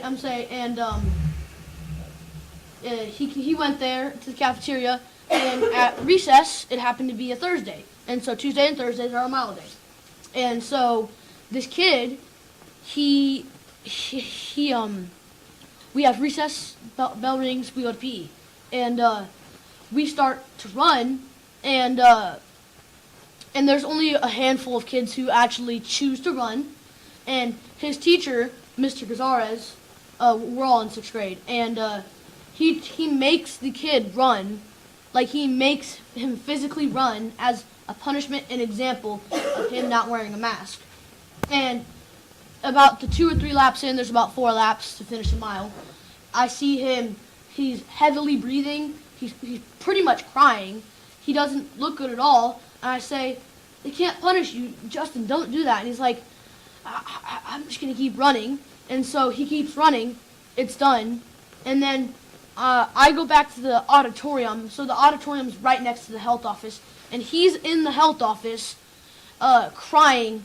And he's breathing really, really hard. And he ends up getting sent home that day because he was forced to run the mile. And he was, he was pretty much forced. And my dad wanted to give this letter. Never underestimate the power of a superintendent. Thank you so much. Thank you for teaching our boys so much. Since the mandates have begun, we have learned so much about fascism, bureaucracy, cowardice, and blind allegiance. Okay, sweetie. I appreciate that you're reading your dad's words, but we made some comments about having it be a respectful audience, and respectfully, even... You don't respect us in the way you treat us. Yeah. And what you put us through. So you listen to my son and let him finish. He has 2 sentences and he'll be done, and then I'm going to say something briefly. Sweetie, I'm sorry. We have learned more than this month than OJUSD has ever taught us. For all you do, for just being you, thank you. The Gerber family? Yep.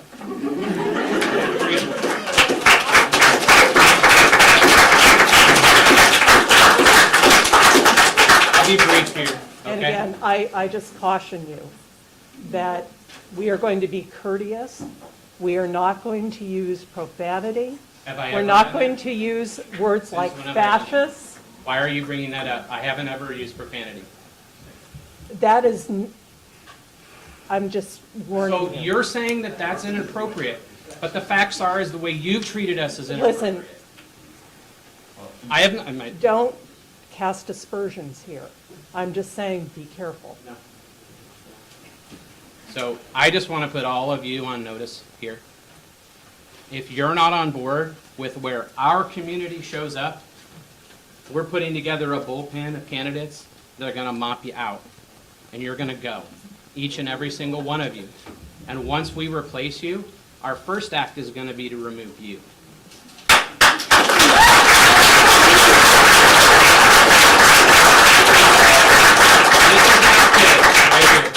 This is my kid. His smiling face, the life of the party, a social butterfly. This is what you represent to him. This is what you think of him. This is how I'm treated.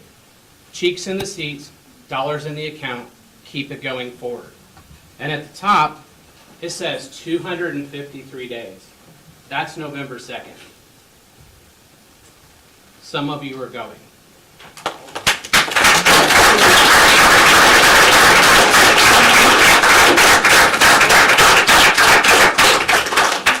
Or you could just remove the time now. You guys can remove it. I'm Leanne. I'm not talking about masks. I promise. Mrs. Gilbert, I'm not doing it.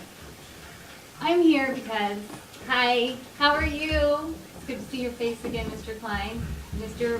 Mendonca, and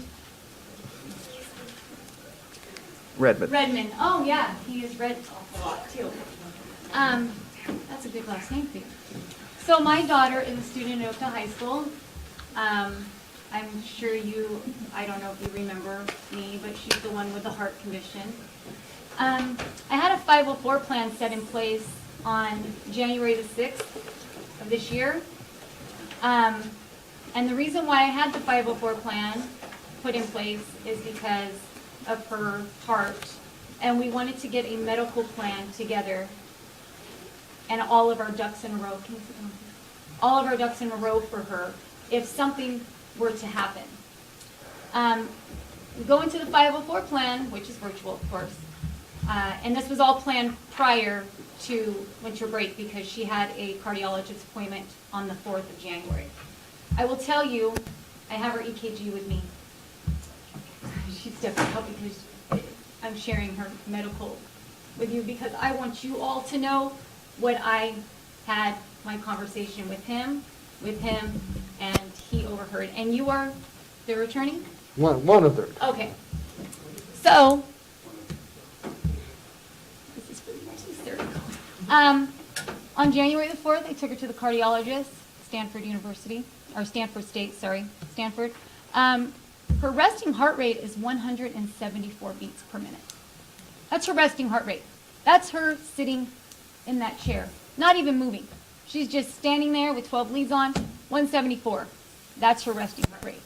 That's what she sits with in class every single day. Doesn't even bother her. She doesn't even notice. But what she does notice is, so I had the 504 plan. I'll get down to what she does notice. I had the 504 plan on January the 6th. Unfortunately, the nurse was not able to attend, which she was supposed to be the star of the show because she's the nurse. And that's how we deal. Tatum, oh, I said her name, I'm so sorry. Taylor. She goes to the nurse. The nurse monitors her.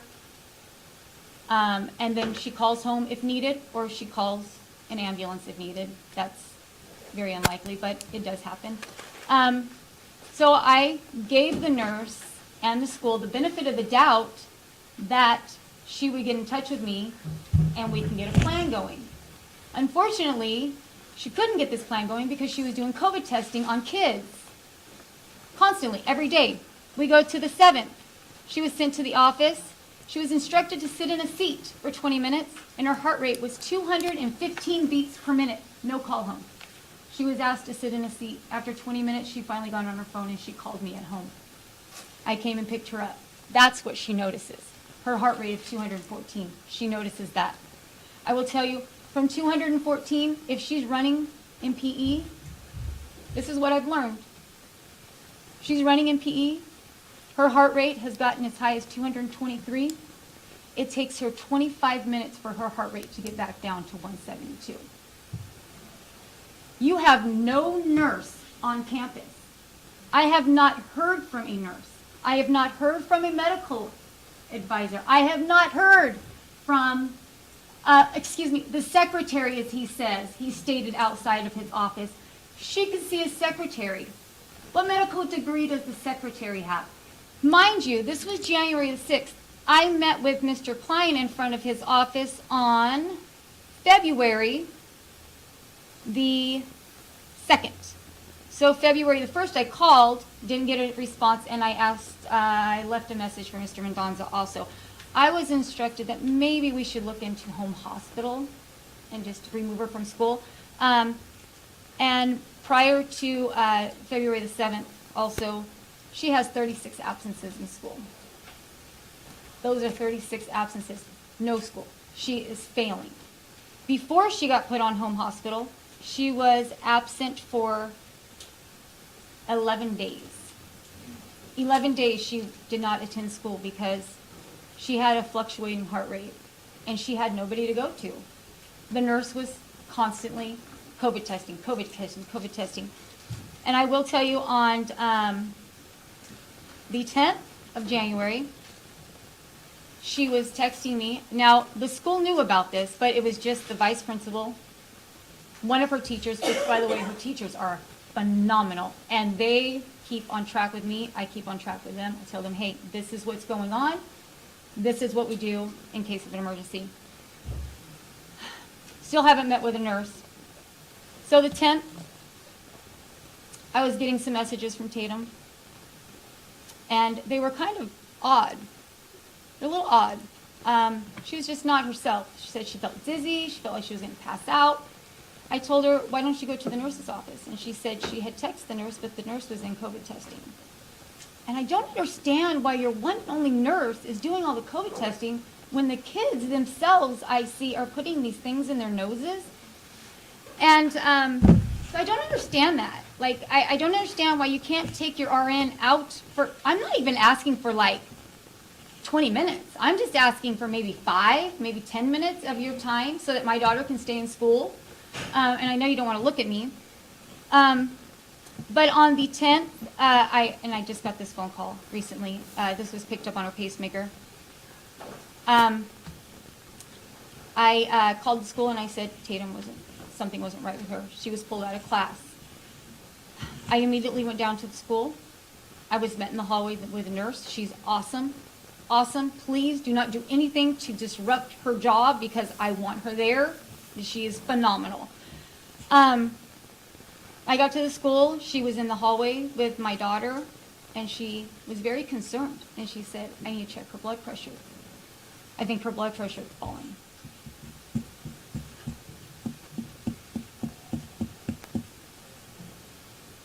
As a mother, your mother, you know something's not right with your child. You know. And she's scared. She's terrified. She doesn't want kids to know what's going on with her. Mr. Klein called her in front of me. She answered the phone. And she told him that she was with a student. However, COVID testing must have been way more important to her because she was assigned to go back to the COVID room. And I was left to take her home by myself. And I called her cardiologist, and they returned my call, and Tatum's blood pressure had dropped. I had to take her to get her blood pressure checked. Her blood pressure had dropped, which the nurse had already known that. She told me in the hallway. She thought her blood pressure had dropped. So here I am. I stand to you. Still no phone call. Still no email. Still no contact for me to get a 504 plan with a nurse so that my daughter can stay in school. I have contacted an attorney because you are violating her education. You are violating her right to an education. I don't understand, and maybe you can sit there, because maybe you haven't heard of this. Okay, so maybe you can sit there and you can tell me if you understand and you can explain it to me. Can you explain it to me? What the problem could have been, Mrs. Schatzwell or Mrs. Gilbert or Mr. House? In your eyes, you heard my story. Can you give me a reasonable answer why I cannot have 5 to 10 minutes time to put a medical plan? And this is not just for me. There are students with diabetes. There are students with very severe allergies. There are students with epilepsy. What are we doing to protect these kids? That's where your lawsuits are going to come in. That's where your lawsuits are going to come in. So I'm looking at $9,000 in tuition. She's going to have to be removed. And it may be your rival school. I haven't decided yet. I'm sorry. If it's CC, I'm sorry, y'all. But if I have to take the money from your dinner, from your family, I will, because this is unacceptable. She's a freshman in high school. She's just starting out. There is absolutely no reason why she cannot feel safe at school and go to school and have some kind of plan. That's all I'm asking. I'm not asking you to have an aide in there with her to sit down in class. I'm not asking you to take her to lunch. I'm not asking. All I'm simply asking is, let's get a plan. That's all. And it has been since January the 6th of this year. But still, no word. Not a peep. Nothing. So can you have no answers? we don't really normally answer, but I don't have an answer because was not aware that was happening, but I do know that if you request a 504, there is a procedure. I don't know exactly what it is, but Isn't it 60 days from the time you requested in writing? Yeah. No, we already had the plan. We already had it. We had the meeting. I already had the meeting. Because the last I talked to you, we were. No, we had already had the meeting. There was no nurse available. Right. There was no medical staff available, Yeah. which is the most important part of the 504 plan meeting. It's not an IEP. It is a medical plan. Right. And so I'll certainly follow up with Nurse Schaefer, because after our conversation outside the district office, I had a conversation with Nurse Schaefer, and we were talking about getting that meeting reset and put in place. So that was my understanding, that the meeting was being rescheduled and put in place to make sure that plan was. That was 20 days ago. Yeah, maybe you should let her know that. Yeah. Okay. But anyway, this is an item that will refer. We'll definitely Most, follow up. okay. So, and it's public comment, it's not public discussion, so. Well, I mean, No, you've been heard, and, I mean, I don't want to, because it's not my job to say, Mr. Mendonça, you follow up, it's your job, but in any event, it sounds like. I just wanted you all to know. that I that's understand. That's where I stand right now, that she probably will not be returning to Oakdale High School because it's unfortunate that she can't finish her education there. And it is public comment, and this is a comment because there are many students. No, I understand, and we will request that we hear the outcome of this situation. So she can return to school. Well, I'm not saying that. What I'm saying is, we're instructing them to handle it, and we want to know what the result is. That's what I'm saying. So keep them in the loop when you communicate with them. Mr. Mendonça will follow up. There's no more they can do. Oh, of course. Okay. Well, I just wanted to let you all know. No, and we appreciate it. We do. Okay. Okay, so there are no more public comments. I know that Mrs. Shatswell had There wanted. was a Michael Nessel, I don't know. That's fine, this is dragging on. Okay, thank you. Next time. Thank you.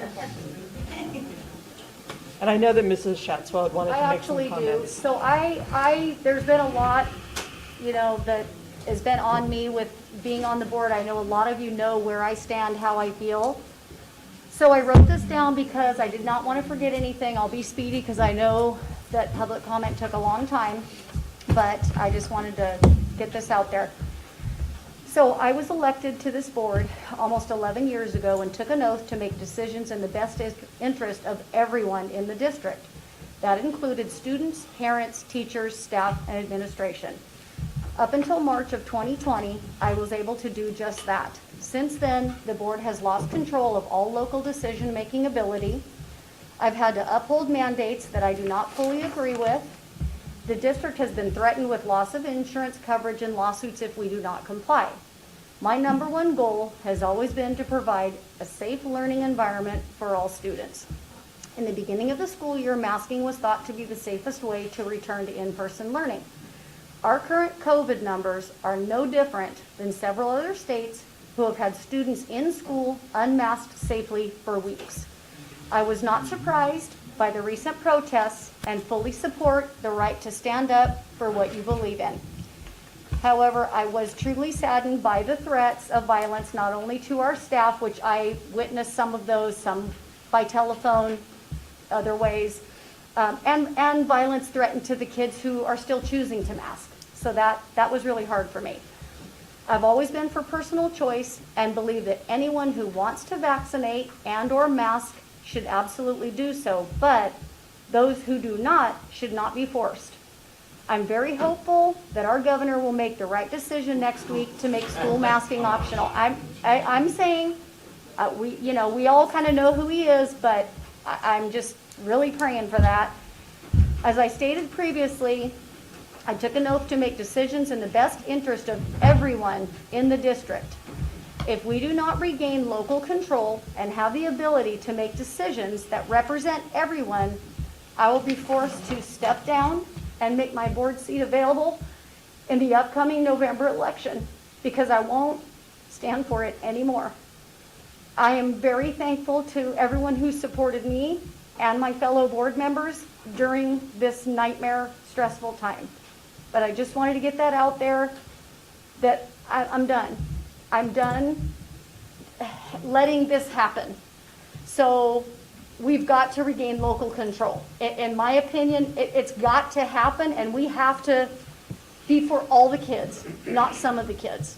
So I just needed to get that said. We have done so much work So. over the years to help our kids. This is where you stand and you take it.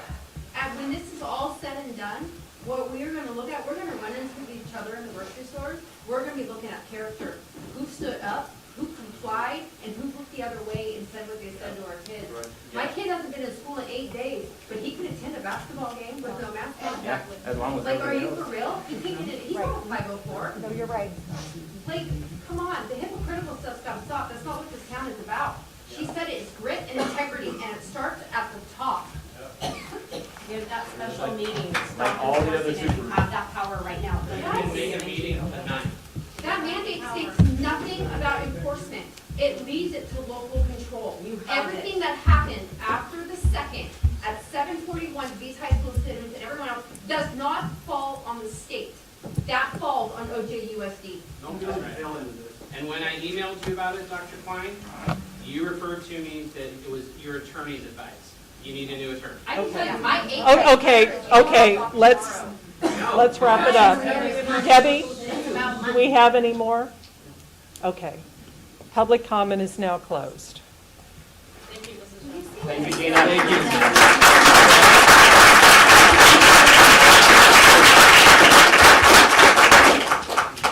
We're gonna miss your pretty eyes. Hopefully it'll be this pretty One soon day for it'll all be of your us. face. For all of One us. day It will. Moving on to the consent calendar. No, not sorry. Don't be sorry. I'm there with you, as you know. 9.0 consent calendar. Information concerning consent items has been forwarded to each board member prior to this meeting for study. Unless I'm speaking. Please. Unless some board member or member of the audience has a question about a particular item or items and asks that it be withdrawn from the consent list, the items will be approved at one time by the Board of Trustees. The action taken in approving consent items is set forth in the explanation of the individual items.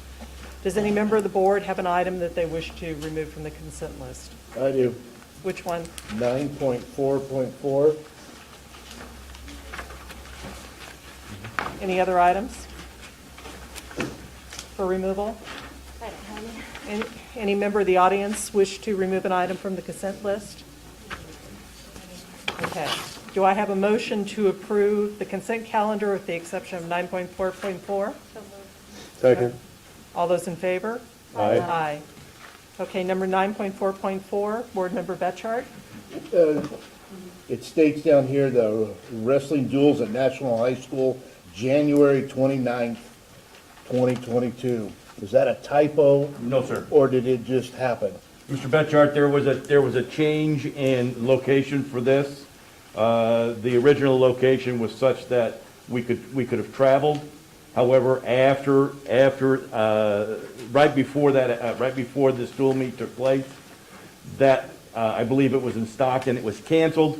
Natomas stepped up. They said, we'll host that. Traveling from Stockton and back and for a night is okay, but traveling all the way up to Natomas for that was a bit much. So they stayed the night there, and so we're looking for that. It was, in essence, beyond our control. If we didn't allow this to happen, then the kids wouldn't have been able to wrestle. Okay.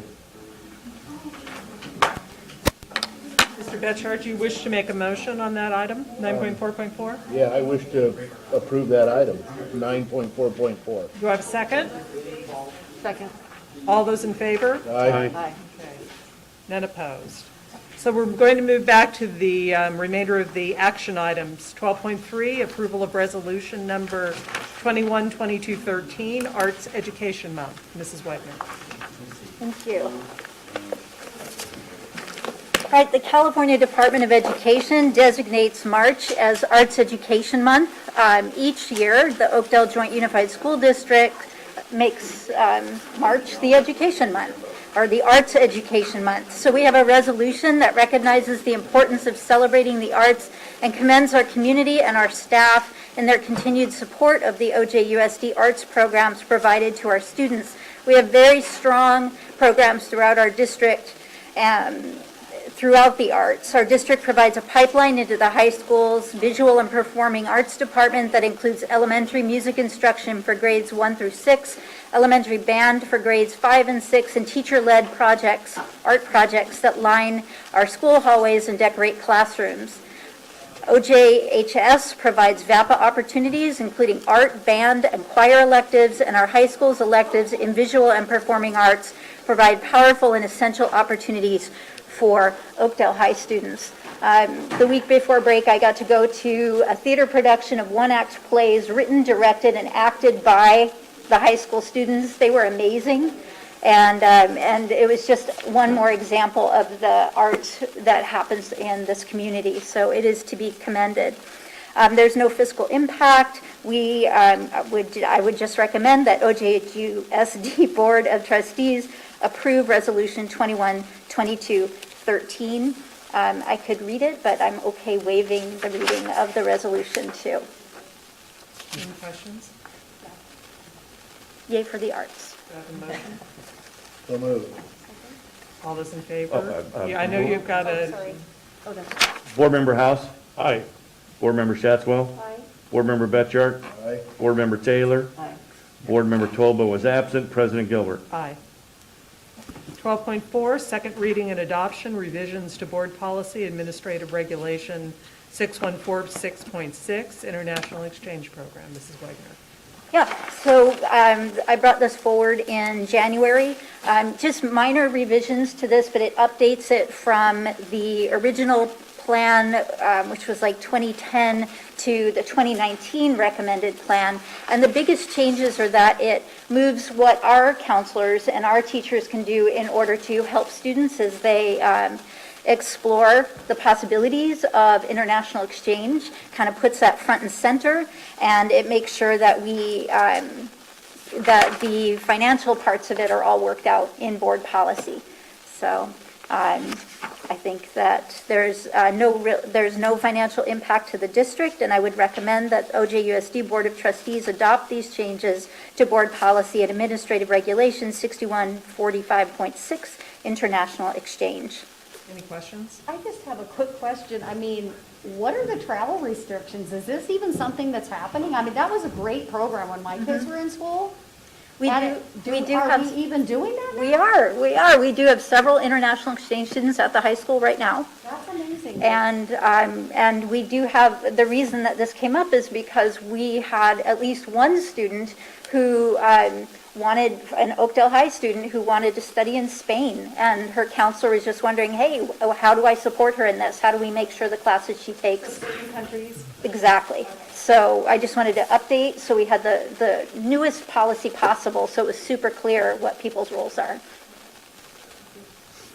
Any other questions? Do you have a motion? So moved. Second? Second. All those in favor? Aye. 12.5, adoption of 2022-23 board meeting calendar. Dr. Klein. Thank you. Each year, the board must adopt a calendar for the upcoming school year, which would be the 2022-2023 school year. It is delineated. It is usually the second Monday of the month. There are some exceptions, with Monday being Monday, February 6, 2023. It's the first Monday because of the holiday. And then April 3rd, 2023, because of spring break. Also something unique, Monday, January 9th, is usually right when we come back, and so that can be an issue as well. Sometimes it's not, though. Other than that, it's the second Monday of every month. Questions? Do I have a motion? Second. All those in favor? Aye. I know we put 12.6 over to the March meeting. 12.7, acceptance of 2020-21 annual audit report. you. The district on an annual basis must have its financial statements audited by an independent auditing firm in order to meet the federal and state requirements. The auditor's report includes all the auditor's findings, recommendations, their opinions.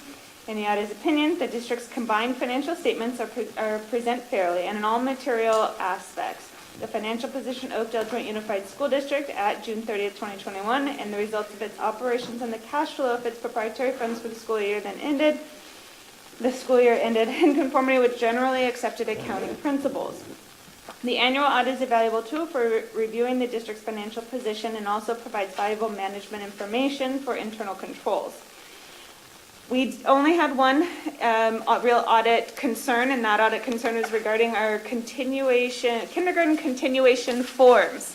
It was not a fiscal impact for 2021, and that was because beginning of, the end of 1920 and going into 2021, the paperwork was a little hard to get at that point in time since we were all virtual during that time. So we have, thanks to Gillian and her team, we have put in, and our principals have put in place a process to where we will not miss any of those kindergarten continuation forms going forward, but that was the only audit finding during the 2021 school year.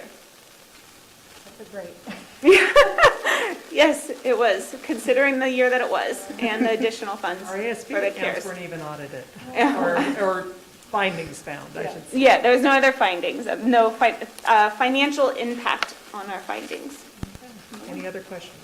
Or I've been trying to figure out a way to change it, because I know it's technically right, but every time you say 1920, I'm thinking 102 years ago. Oh, I'm sorry. 2019-20, not the year 1920. Yeah.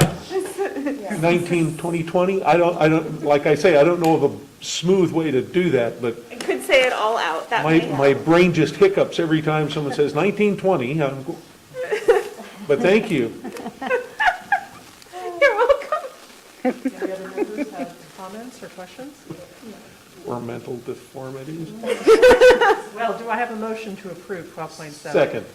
So we need a motion. I'll motion. I thought she said she had one. She said she needed one.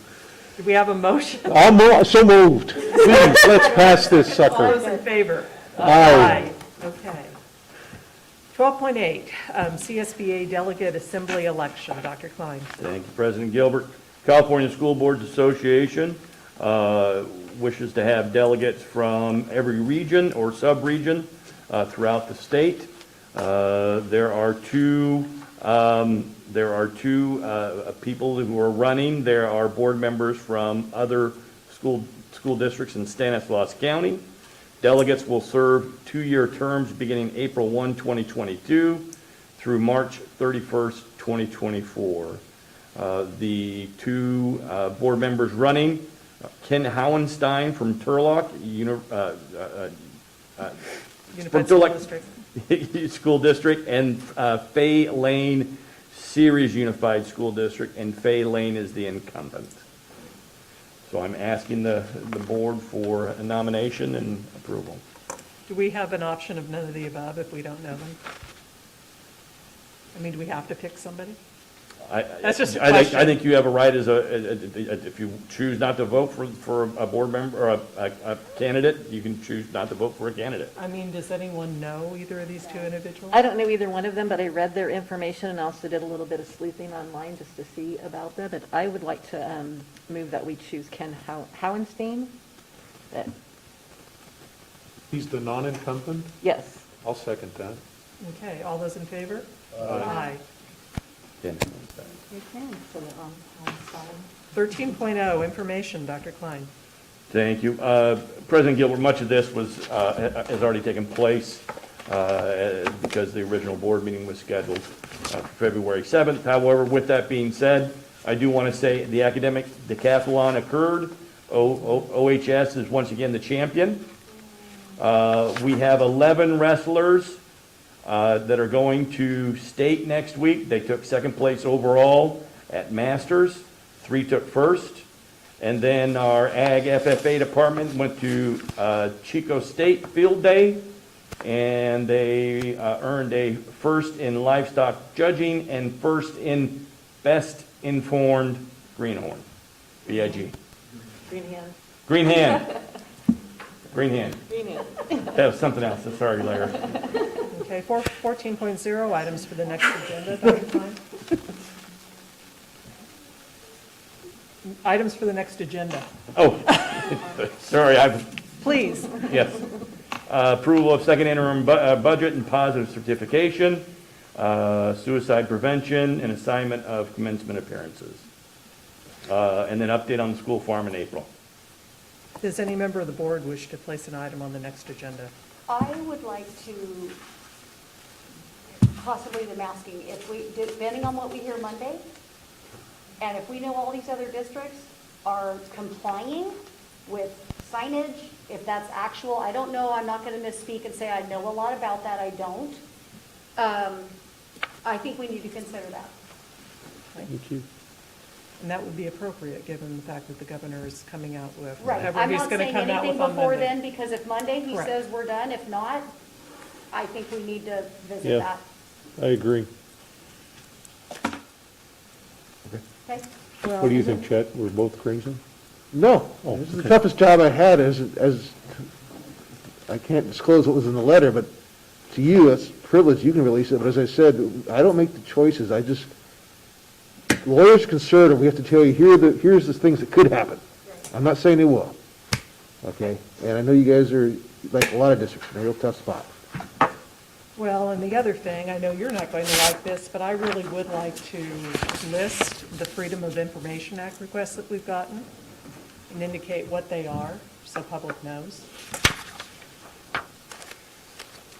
Well, I know you're, someone can make a Public Record Act request for all of those and release them, but that's a board decision. but there's nothing legally that prevents us from doing it. No, What are the ramifications, though?